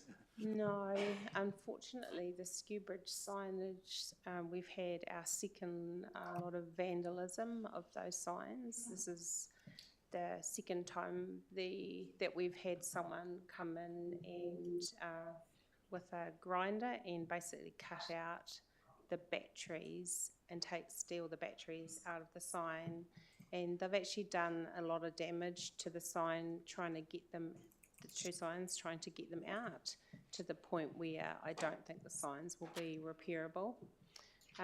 We will, I think it's probably best if we come back to utilities and roading with a proposed process going forward with those signs, because as I said, this is the second time that this has occurred and it just seems to be an ongoing issue. So yeah, we'll come back to you with a different paper on that one. Thank you, and I'll just note again that just by extending the 60 kilometre zone from where it is around Silver Stream to beyond Skew Bridge along the Hoka Road towards Rangiora would alleviate any need for expensive flashing signs, and reduction of speed over the bridge would already be reduced. Thank you. Very good speech. Question there, Councillor McLaren. Inspired by another councillor. Right, Councillor Redmond, Deputy Mayor Redmond. Thank you, Mr Mayor. I do have a question. Councillor McLaren. On page 100, Joanne, paragraph 4.3, could you just explain the variance in metres? I understood the first line, Coops Terrace, there's another 43 metres added, but the second line, there's 106 metres possibly deducted. I couldn't quite work out the maths. Yeah, and I think part of that is we had an error in the original RP number that was stated. When we looked at and Pete went out and did the review on site and had a look at the location of the sign. It was quite a long way along Ellison Crescent, and it was where they had, they've got those funny turning head temporary, where they had the stages finished, the old roundabout style with the island in the middle of the road, and there just wasn't anywhere there that we could put it. And where we ended up looking at bringing it further down the road, and that is the biggest change, I guess the biggest distance change for that one there, was down to a space where there was good visibility between street trees, but it still does provide more than sufficient cover for the pickup area where the kids are getting picked up from school, which is down at the very end where it adjoins to the reserve next to the school. So from a staff perspective, I think there's a couple of things with that one. One is I think we actually did have the RP wrong to start with, but we've also found a better location for the sign. So the variance in metres isn't really helpful. In that case, it tells you the difference, but in most of them, I guess, are kind of around that 20 to 50 metres, but that one does stand out just in terms of it's a bit of a bigger shift, but I think there's a reason for that one. Thank you. Okay. Just on that variable speed sign at the ski bridge, does our insurance respond to that? We don't insure roading assets. If you like, I guess our NZTA subsidy in some ways is in part insurance, but yeah, we don't insure roading assets. Thank you. Any further questions? All right, so we come to a series of recommendations. Is someone prepared to move? Councillor Powell, seconded by Councillor Doody. Do you wish to speak, Councillor Powell? No, I think the report really speaks for itself. Well done. Did you wish to speak, Deputy Mayor? I was just going to comment that these are really just tidying up some errors and making it more accurate for where the signage is to be located. I did ask if a map was available to see where these changes were, but that was going to cause a whole lot of work, so I said that wouldn't be necessary. So I left it at home, unfortunately, but I do have a map showing the original locations. So I'm happy to accept the report and move on. Thank you. Councillor Cairns. Thank you for the report, Joanne, and all the work that's gone behind the scenes. It's an abundantly sensible recommendation, and I'll certainly be voting in favour. Thank you. Just to say I support this and thank you for all the work. I think this will make a very real difference for our schools, and I'm very pleased that the rating subsidy is there because it makes it, would have made it very difficult without it and put a lot of pressure on our budget. And the fact that you've got a price that means it's under budget is even better. Perhaps that saving could be put to repairing the Skew Bridge Road, Skew Bridge signage, which actually I was getting very good feedback about from those that use it. So it's a shame that vandalism is causing that, and perhaps that's something that the comms team might want to reflect on, so that we, if and when it's replaced, if that's the decision, that people keep an eye out and call out that sort of behaviour that is unnecessary and costs us a lot of money when it's been put there for road safety purposes. So thank you again for the work that you and the team have done there, and I look forward to it being implemented. Any further speakers? Write a reply. Put the recommendation. All in favour, please say aye. Contrary, declare that carried. So we've 8.2 dealt with, 8.3 is withdrawn. So we come to 8.4, Kim. And Grant, I guess. Thank you.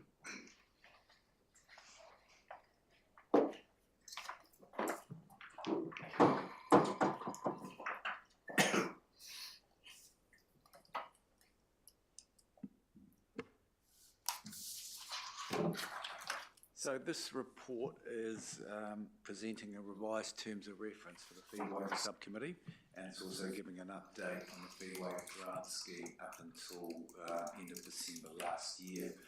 So with the revised term of reference, there's three minor amendments. I think the key one is clarifying the reporting requirements. So now we're proposing that all consent, building consent and resource consent applications are presented to the subcommittee as a report.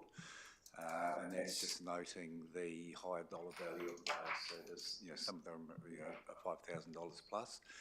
And we feel that's a more robust decision-making process rather than what we've done up until now. They've been presented as a one-page memo along with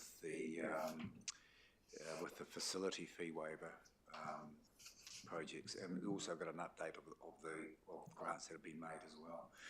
So I guess I'd take the report as read and happy to answer any questions. Thank you. Any questions? Councillor Fulton. Thank you, Mr. Chair. I note in the recommendations that we're talking about the Biodiversity Trust potentially continuing some of this work.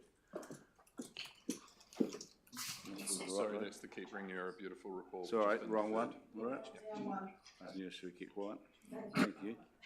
Withdrawn. Sorry, I didn't hear that. Was it another blooper? I mean, withdrawn. Right, okay. I'll take the rest of the minutes. I thought we said about being quiet for the rest of the meeting, Councillor Fulton. Sorry, did that come out aloud? There's a button I can press here that can actually automatically stop speaking. I've never had to use it before. All right, sorry. Who's the next question? Any further questions? So there's a series of recommendations here. Someone prepared to move? Move Councillor Doody, seconded Councillor Redmond. Do you wish to speak, Councillor Doody? Councillor Redmond. No, just to say that I've been on this committee since it was established, and it's quite a neat little committee. The ambit of it has grown to deal with building and resource consent matters, so I think it is appropriate that we do get a report when dealing with those. So I'd like to thank Ken and his colleagues for updating the terms of reference. And every now and again I remind Ken about an application. Consider that done, Ken.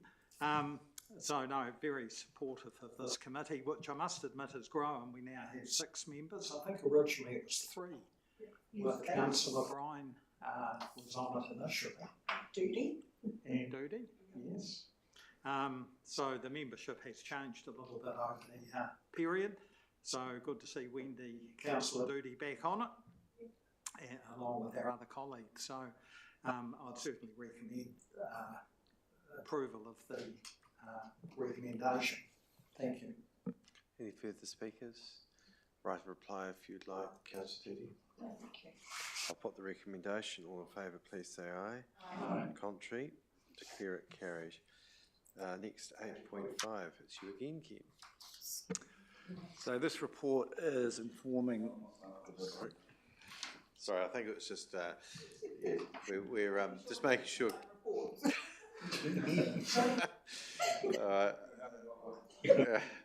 Sorry, Ken, you may continue.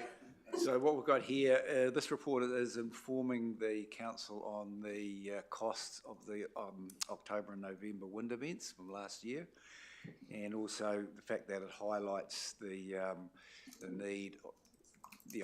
need for us to perhaps reconsider our risk management of some of our tree stock, noting that we're going to get these wind conditions pretty much every year now. We're going to get the northwest wind pattern.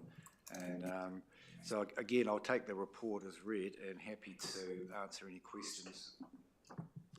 Thank you very much. Any questions? Councillor Redmond.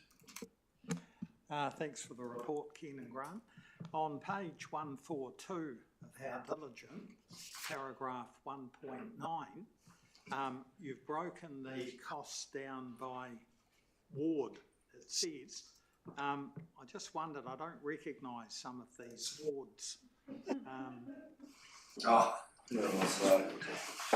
There may need to be some amalgamation, or you may have a different base.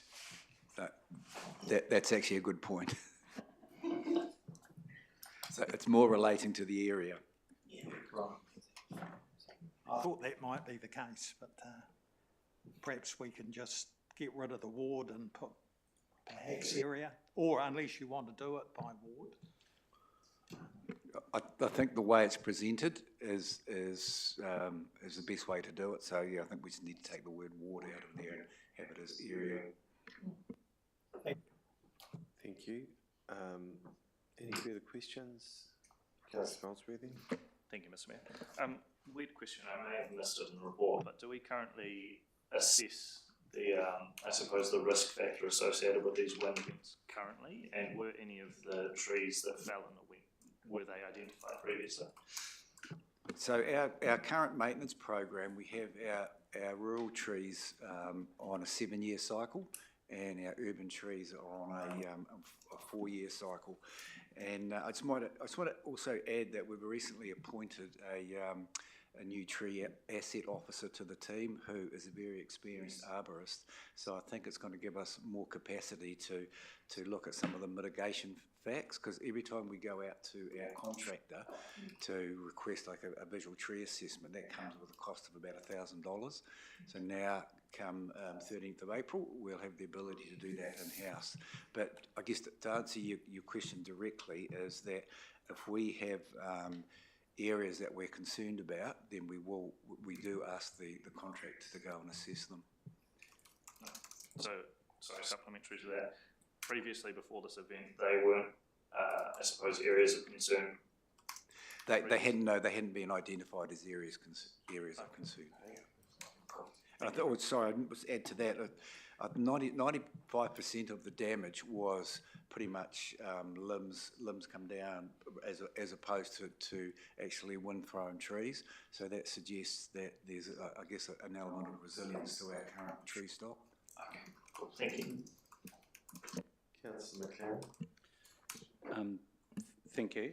Really good report, and yeah, definitely I'll be supporting this. It does beg the question though, is this budgeted enough to anticipate future events which are inevitable, as opposed to coming in and doing the work which must be done?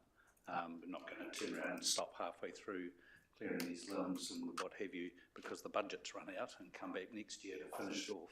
The work must be done immediately. Should we be increasing the budget available to you, or discretionary amount available to you, so that you can do that work?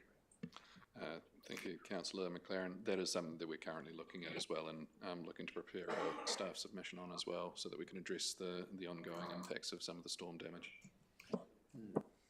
Yeah. We've got sorry, do you have a question, Councillor Doody? Yes. Yep. Thank you. Just with the Oxford Cemetery, with that certain Australian tree that causes massive problems, is there anything that we can do to prune that back a bit? Ground You meaning the one in the town centre there? No, at the cemetery. Oh, cemetery, sorry. Yeah. So is that eucalyptus? I wouldn't want to dare suggest you touch the tree in the centre. We can certainly get our new tree asset officer to go up there and do an assessment in 2 weeks' time. Because it puts branches and leaves and like that everywhere. You didn't hear that, Councillor Fulton, did you? No. Can I just add something quickly? It is identified, but only briefly in the report, two things I just wanted to point out. For the long-term plan, Ken mentioned that we've got a risk-based approach to the way in which we undertake our tree work at the moment, and we actually have the likes of Victoria Parkers every 1 year. So we've got high-use areas where there's lots of people and potential damage to property and people on a 1-year cycle, and then we have 4 years for street trees, urban reserves, and then our rural reserves are at 7 years.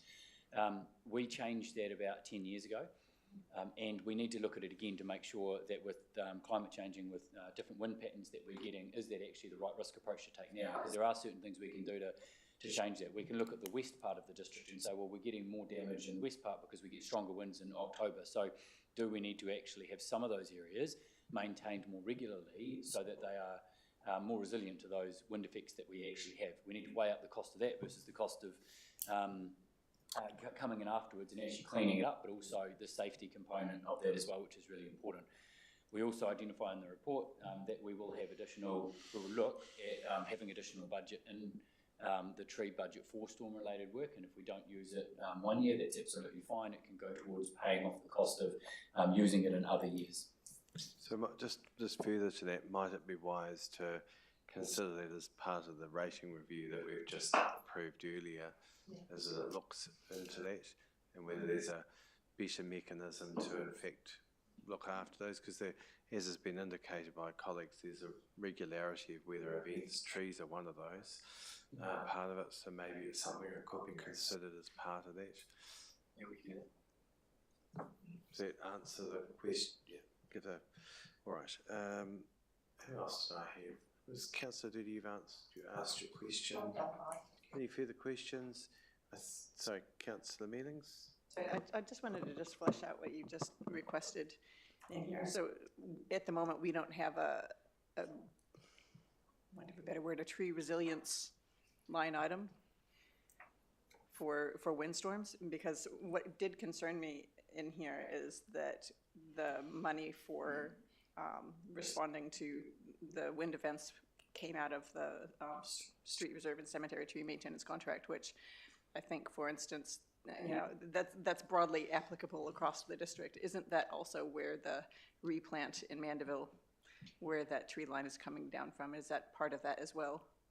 So I don't think we have very many buckets of money for trees, and I hate to think that it all needs to come out of the same budget whenever it's quite an important amenity across the district. Gosh knows, those of us that had signs up in Oxford in October, that's some pretty horrendous wind. Yeah, that was a very good question.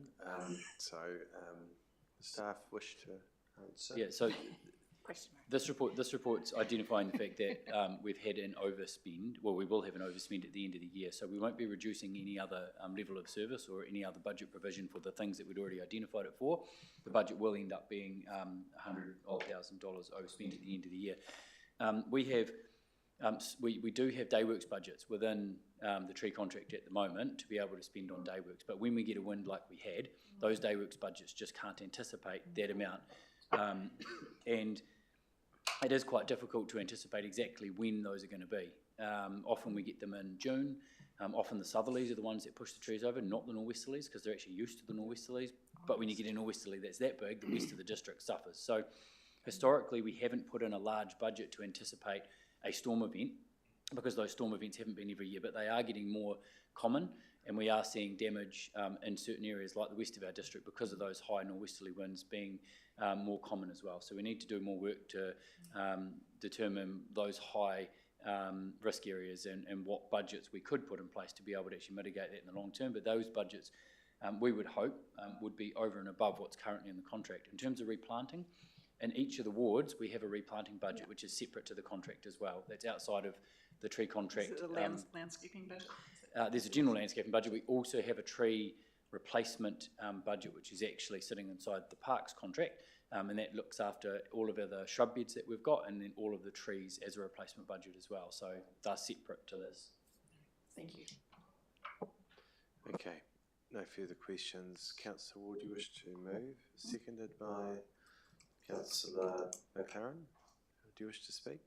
I just want to say that we did have horrendous winds constantly last year, which was sort of a return of what used to be years and years ago, so it might be something that will happen again this year. I do understand that the ones that in the winter time is probably more related to ground soakage as well. That doesn't help in the winter time. So I think it's we just seem to be going into this climate where we need to just look after our trees and keep the maintenance going. So well done for having someone on board with it in-house that can be making sure that those trees are looking pretty good when they can, or being on the job straight away. So well done. So no problem with that, and no problem recommending that, supporting the recommendation. Thank you very much for your work. Thank you. Seconder, Councillor McCann. Thank you. My question was asked and answered, so supporting the recommendation, noting that it's only receives notes and circulates as opposed to approving the overspend, but so thank you for bringing that to our attention. Supporting the recommendation with the change in ward to area, so we don't have to create that Pegasus ward. And thank you again for the great work that your team do, so speedily responding to these events and keeping our community safe. Thank you. Thank you. Any further speakers? Councillor Mannings. Just one quick comment. Trees are really essential natural infrastructure, and it's really good to see that changes are being made to look after them. So thank you for that. Okay. Right, reply if you wish. I'll put the recommendation. All in favour, please say aye. Declare that carried. Right, 8.6. So Diana, is that right, or is it Simon leaving it today?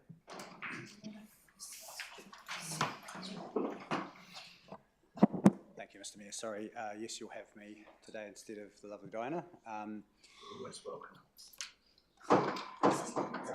The report in front of you today is a retrospective report just seeking endorsement of the submissions that you will have seen travel through the process over recent times. These are the submissions related to central government proposing reform to local government, both through a series of bills and proposals that occurred, were put in front of us just before Christmas 2025 and due during the period of February that's just been. There was a significant number there for you to endorse, as you'll see in the attachments.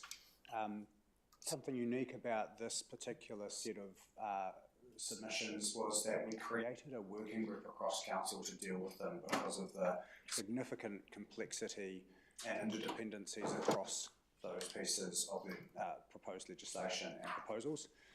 And we created a high-level set of themes to try and tie them together alongside all of the very astute bullet points we made for each particular and specific one. Some of those themes included the scale and pace of the change, those interdependencies I talked about across the proposals, and of course the unfunded mandates. Council was invited to speak to the Select Committee on the Emergency Management Bill and the Infrastructure and Funding and Finance Bill.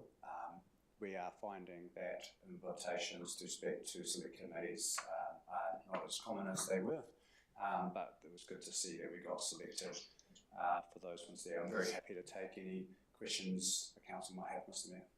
Thank you, Simon. Any questions?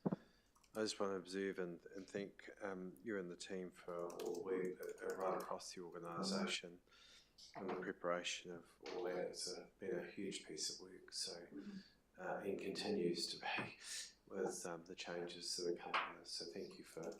Just want to acknowledge that. Okay, someone prepared to move the recommendation? Moved to Councillor Ward, seconded Councillor Mealings. Any discussion? No? Any further discussion? I'll put that, unless there's anything else. All those in favour, please say aye. Aye. Contrary, declare that carried. Thanks, Simon. So Tia, I guess, instead of in place of Kay, is that correct? So that's the appointment to the Waimakariri Passchendaele Advisory Group.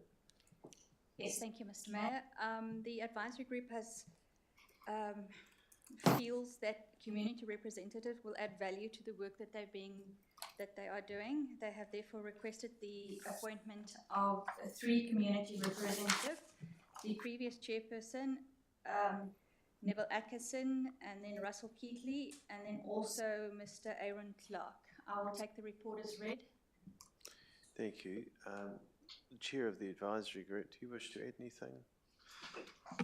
No, just to say that the advisory group endorsed these recommendations at its first meeting. So I'd certainly encourage colleagues to support the recommendation.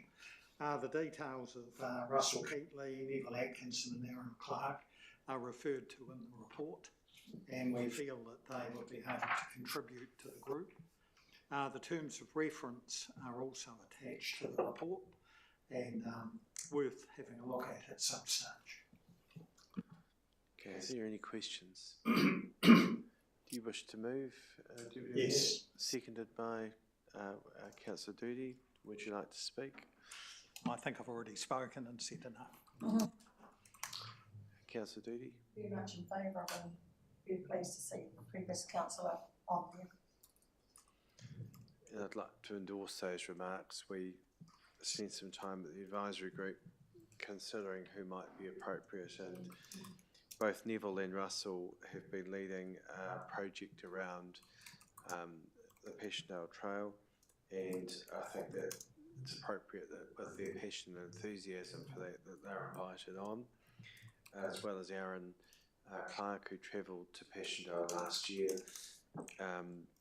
who's also got some ideas of how we can further that relationship. He was telling me the other day when I saw him that he's about to self-fund a trip to Turkey this year, I think, for Anzac Day. So, and while he was over with us, he had a family connection to a member who passed, who had connection to that died while in service. So I think the three are very appropriate, and it would be great to see them adding to that advisory group. Any further speakers or questions? Sorry, not questions, speakers. Councillor Fulton. Thank you, Mr. Chair. Just to speak to Aaron Clark's involvement, I know Aaron in a number of capacities. He happens to have just sold my house, but I'll just a declaration, but that's nothing to do with this report.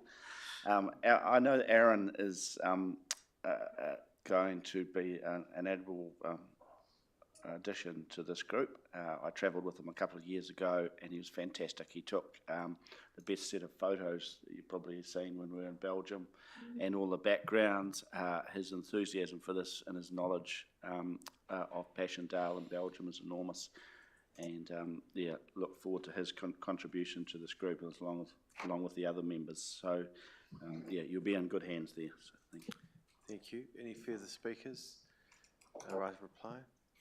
Just to be clear, I'm moving A and B. I Yes. omitted to mention that. Yeah, no, I took that as the case, just for the purposes of good order. The second is happy with that as well. All right, okay. I'll put the recommendation. All those in favour, please say aye. Contrary, declare that carried. Thank you, team. Might want to remain for the next one. 8.8, which is the appointment of council's representative to the community liaison group for Waimakariri Irrigation's Rights Road storage ponds. Tia. Thank you, Mr. Mayor.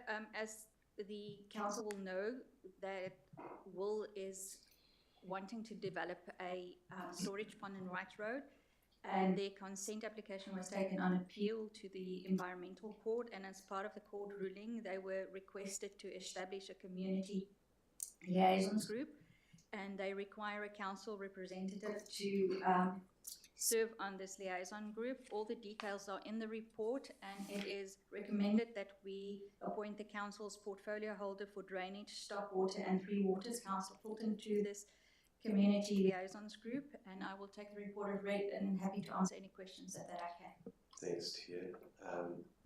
Any questions? I can just say that it was my recommendation in the interim when it came here that it be Councillor Fulton. I did check with Councillor Mealings as well, because they were both ward councillors, but in the respect that it's the portfolio responsibility of Councillor Fulton, we felt that appropriate. So I don't think you've had your first meeting yet, have you, Tim? No, it's in yeah. But it was, he was appointed subject to the council's endorsement, because it was like, I think they were looking to hold it last week, weren't they? But they've ended delaying that. So, any questions? Someone prepared to move? Councillor Mealing, seconded Councillor Ward. Do you wish to speak? Briefly.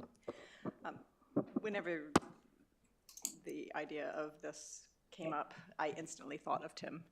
He is a more than appropriate appointment to this group. He's local, that it is his portfolio. He's been following this project for quite some time, and he's quite knowledgeable in it, and I think he will make an outstanding contribution to the group, and I'm really happy to support him in this role. Seconder, thank you.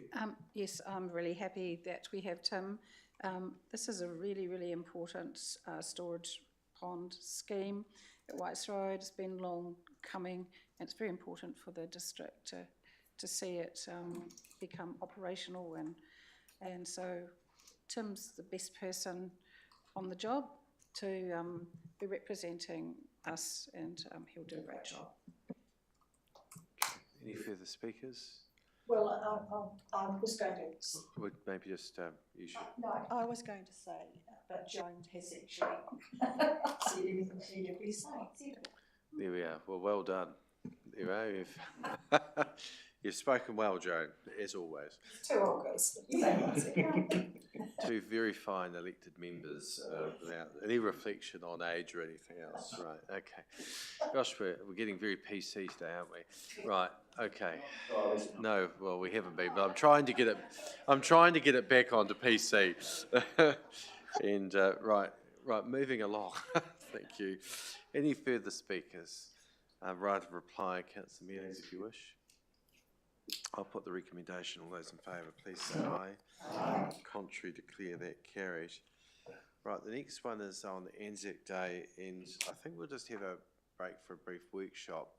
And what we do here is we just socialise names to try and fill the gaps that are there. So if I work through these, and then if you can indicate if you're interested, while you're you may not necessarily get there. That doesn't stop any elected member from going along, but there needs to be a certain number to be there.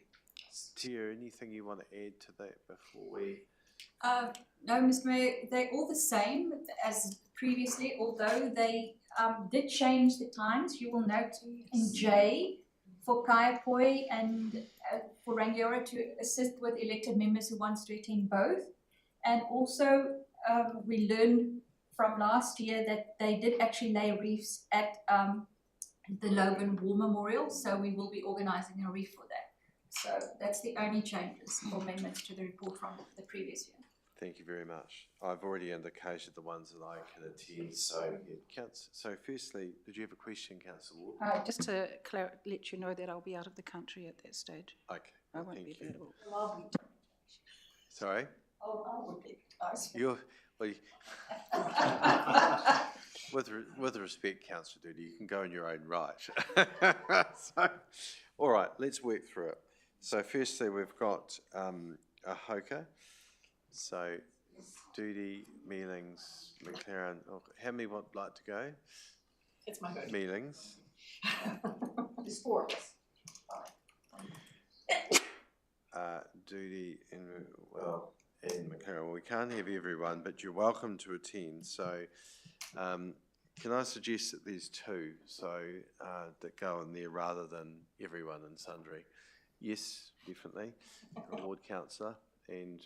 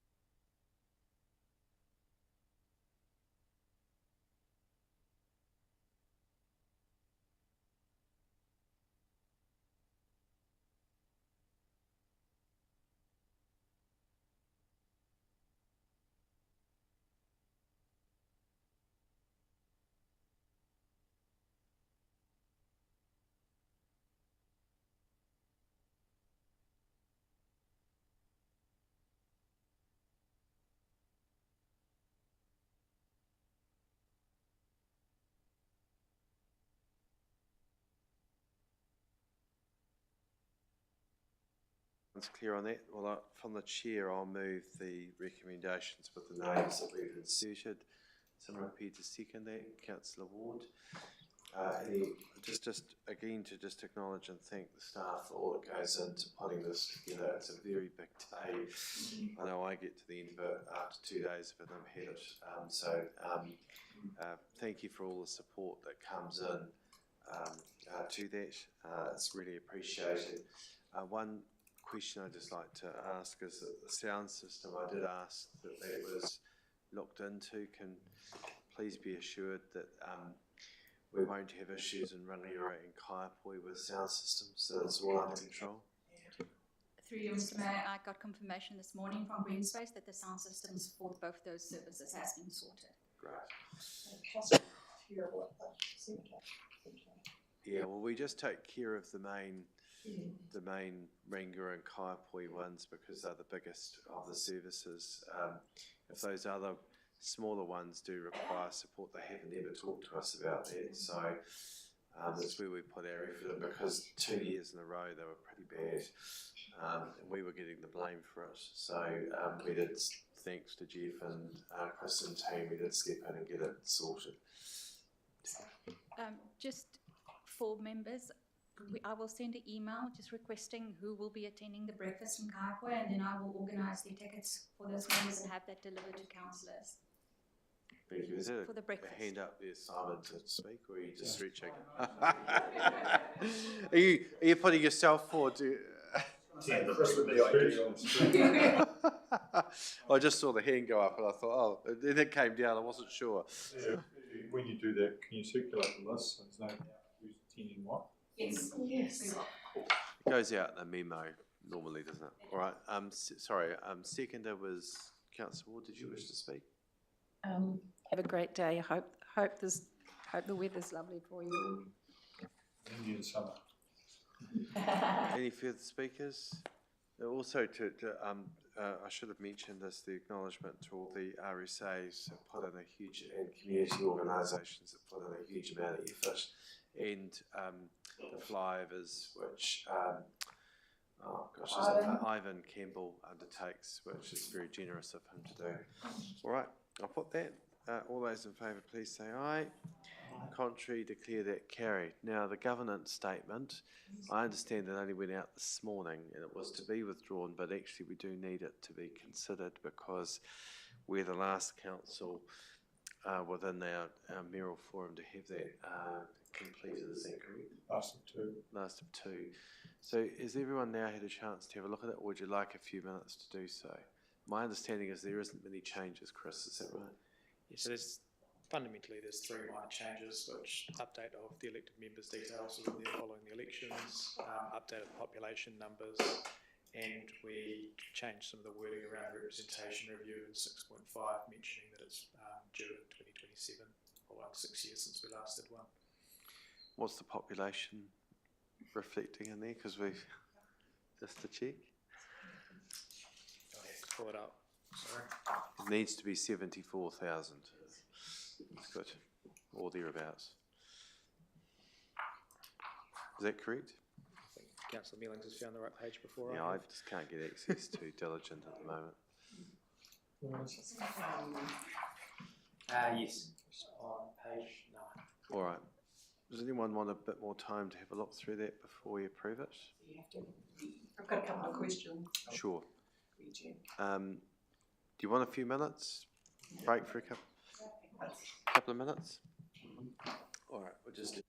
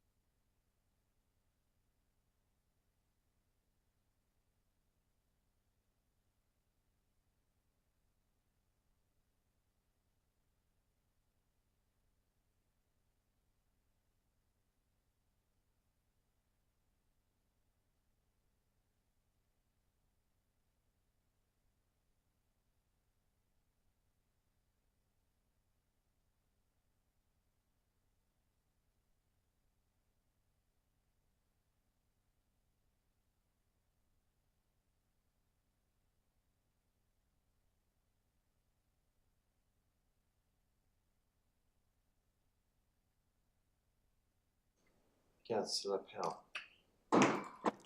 Chair has actually dealt with one of them in particular, which was just bringing the Local Government and Pecuniary Interests Register Amendment Act into today's language, because it talks about the Act will come into force on the 20th of November 2022. So just bringing that, it's obviously a cut and paste from the previous one, so he's got that one under control. And I just asked a question around workshops, is that there's no mention of workshops in here. Were they covered? But Tia thinks that they're not, because they're not a decision. Do you want to clarify that, Tia? Thank you, Mr. Mayor. It's my understanding that they don't fall under the standing orders, therefore they don't fall under official meetings in terms of the statement. However, I will just make double sure, and then I will report back to Shona on that. It was just around, we're not keeping up to date on the council website around workshops that are being held. According to the council website, the last workshop we held was on the 16th of December. And I think in the interest of transparency, we need to be having those workshops on the council website. Well, it's just, and it's a good point, and for governance and our comms team to make sure that those are up and up at the right sort of time, because it was also raised with me.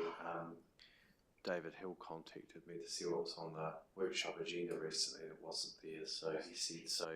The same with minutes. So, as I said earlier, it would be good to have that circulated, you know, within a week or so of our meeting, so that we've actually can remember what's there. But if there's any corrections, they can be picked up at that point, and then they can be put up as unconfirmed or go up for the council meeting. But it's just tidying that process up a bit would make it all easier for everyone involved. If that's doable, that would be really good. It's doable, we do that. Thank you. So other questions? Yes. Councillor Bennings? Just looking in here on page 24 where it talks about CCOs, what is the status of the Waimakariri Biodiversity Trust? We've got ENC, TKT, Transwaste. CCO, is it? Yeah, I'm not sure. Is there some in the Waimakariri Public Arts Trust, which did we just Public Arts Trust disband that? Well, I think it's been consolidated, hasn't it? Yeah, so I'm just wondering if this is accurate. Well, actually, yesterday with audit, there was talking about Trust needs to be included, yes. Yeah. But it's in there. Trustee on page. Yes, no, I've got that, but is it, The other ones aren't council organisations. okay, but the Waimakariri Public Arts Trust is still existent, but it was consolidated with another body. I don't know, it's not my area of expertise. There were two arts things. I think it's been approved to consolidate. So it's all right. Through the dissolving process. Yeah, okay, so does it need to still be in here? Yeah, it does at the moment. Yes, it does. Okay. And the status of the Waimakariri Biodiversity Trust is a good question to. Are we the council organisation? Are we the settler of that? No, trust. We're a council organisation, which is the paragraph B. Right. Okay. So there are a few hands that went up there. Councillor Redmond. Just a correction on page 22. District Licensing Committee. I'm on the committee as a commissioner, not as a councillor. Councillor Fulton. Thank you, Mr. Chair. Do we have reference to the nature and structure of the successor organisation to the Canterbury Water Management Zone Committee? What will that, when we don't quite know what will that will be, but what kind of reporting obligations will we have? Is it a committee of council? Is it a joint committee? Is it an advisory group? I mean, all those questions to be answered, but I think we can make some sort of reference to that because it's going to have particular. I added it back into our submission to ECAN yesterday. We added it into our submission yesterday. That's clarified. Is it a cross-territorial sort of body? I mean, we did the joint committee, and we'll cross-territorial about. It's covered on page 21. Okay, thank you. That's all we need to know. Yeah. Okay. Any other questions? Is someone with those suggested changes? Is someone prepared to move? Councillor Powell, seconded by Councillor Kearns, because he's got his hand up somewhere there. Yes. Yeah. Positive, yes. Would you like to speak? No, just to say thanks for the report and good to get it done in time. Kearns, would you like to speak? Any further speakers? I'll put the recommendation. All in favour, please say aye. Contrary, declare that carried. Next is 8.11, which is the ratification of the Canterbury Local Government Training Agreement. Who's speaking to that? I can. So report seeks ratification of the Canterbury Local Authority Training Agreement for 2025 to 2028. Includes the terms of reference from the Canterbury Mayoral Forum. This is required every 3 years following local government elections. I think I'll probably take the rest of it as read. That's good. Any questions? Hope you all agree to it, because I think I've already signed it. So, well, I'd assumed it was already agreed, so so if you don't, you might be in trouble. Right. All right, assume nothing, that's agreed. If there's no questions, is someone prepared to move? Councillor Goldsworthy, seconded. Councillor Fulton, do you wish to speak? Not much to say other than assumptions can be dangerous. Actually, I'm not. I was pretty sure we did, because there was a signing ceremony. I just can't remember whether it was I think it was the start. No, sorry, it's civil defence. It's not this. So you're right. So you're fine. Assumptions. That's good to hear. Yeah, thank you. Pretty sure that's right. It is now. Councillor Fulton. Thank you, Mr. Chair. It pays to be very measured in your statements in this forum, I find. Please, you're taking note of yourself then. Do you need me to write a memo? Thank you. I was going to comment on communication actually today, but I don't think I will. No, thank you very much. People in glass houses. Anyway, any further speakers? I'll put the recommend, unless you have something you wish to respond to there. It's the goals there. All those in favour, please say aye. Contrary, declare it carried. Right. Thank you, team. 9.1. Yes, this was the health and safety report for the month February to March. You'll find the 15 instances there. There's quite a few trips and car incidences. Just that the report has been read. Thank you. Any questions of the CE on the health and safety report? Someone prepared to move? Moved. Councillor Barshall, seconded. Councillor Doody. Would you like to speak? No, it's pretty self-explanatory. Doody? Councillor Doody, no. Any further speakers? Do you have a question? Yes. Sorry, just with regard to the bike shed, and the damage to the doors and lock, so that's been fixed. And I presume that if we have a new lock, who do we talk to get access? Yeah, I think you talked to Michael and property. Michael and property, I think that's who it is. And Chris Brown will put in the right person. It has been fixed. We have been requested to have bike sheds in other locations as well, but at this stage we're not going down that path at the moment because of the short walk that's required to get from that one to the other areas which they want. Thank you. Okay, so it's moved and seconded. There was no speakers. Well, there was brief speech. Right of reply. This is any further speakers. I'll put the recommendation. All in favour, please say aye. Contrary, declare that carried. We've got the minutes from the audit and risk meeting. Is someone prepared to move that they received for information? Move Councillor Ward, seconded Councillor McLaren. It's procedural, so I'll put that. All those in favour, please say aye. Contrary, declare that carried. We've got all our community board minutes. Some are prepared to move that. Second, moved Councillor Powell, seconded Councillor Bartle. I'll put that. All those in favour, please say aye. Contrary, declare that carried.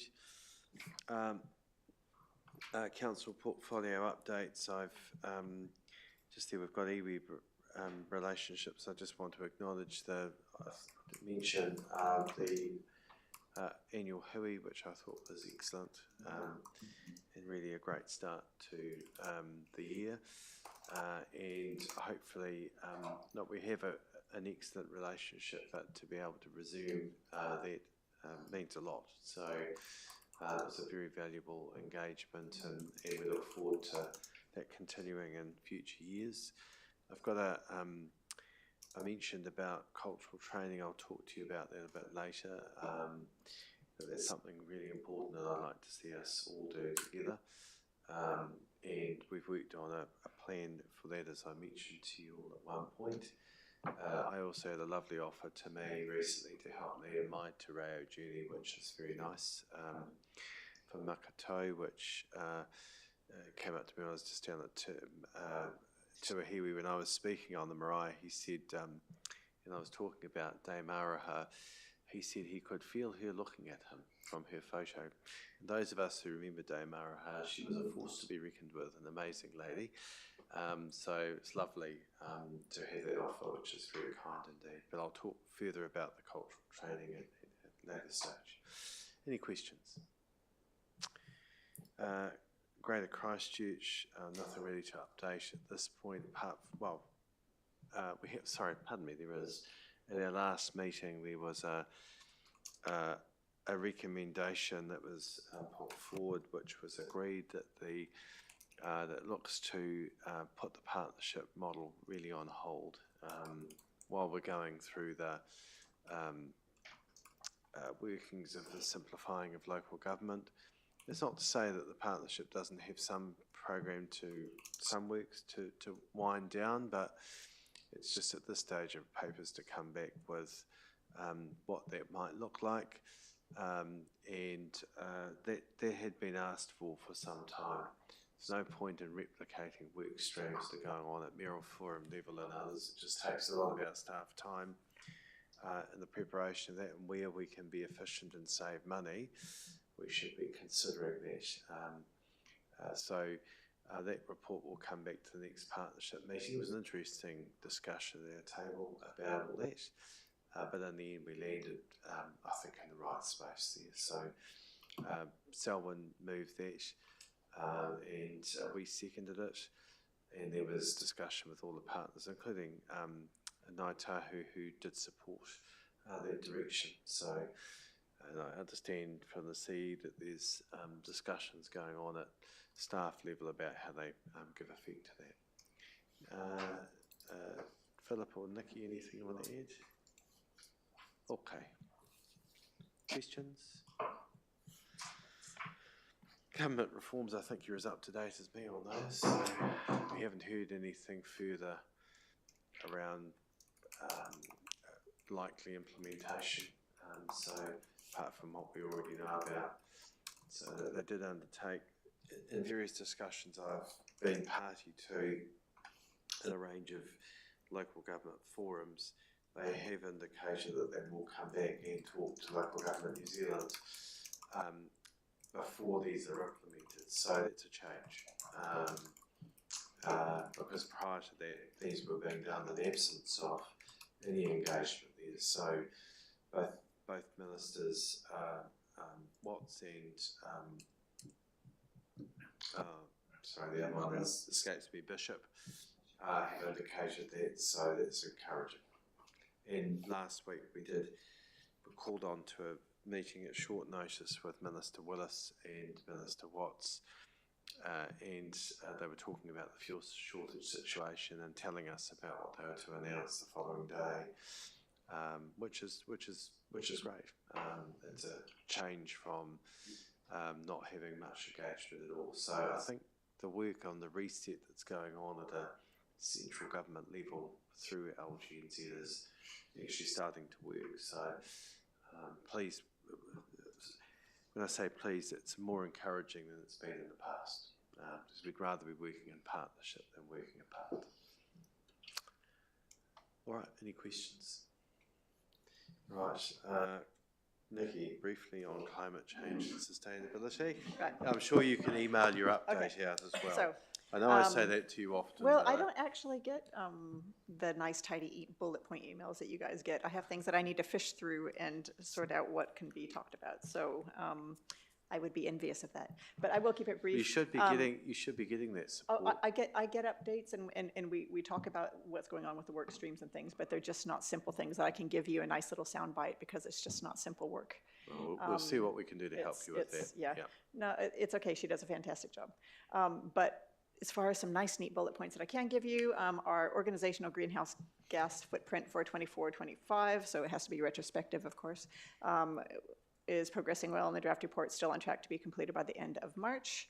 And we just had the first meetings of the biodiversity champions and the Canterbury Climate Reference Group, which are both the CMF constituted groups that have representatives from everyone across the 11 Canterbury councils.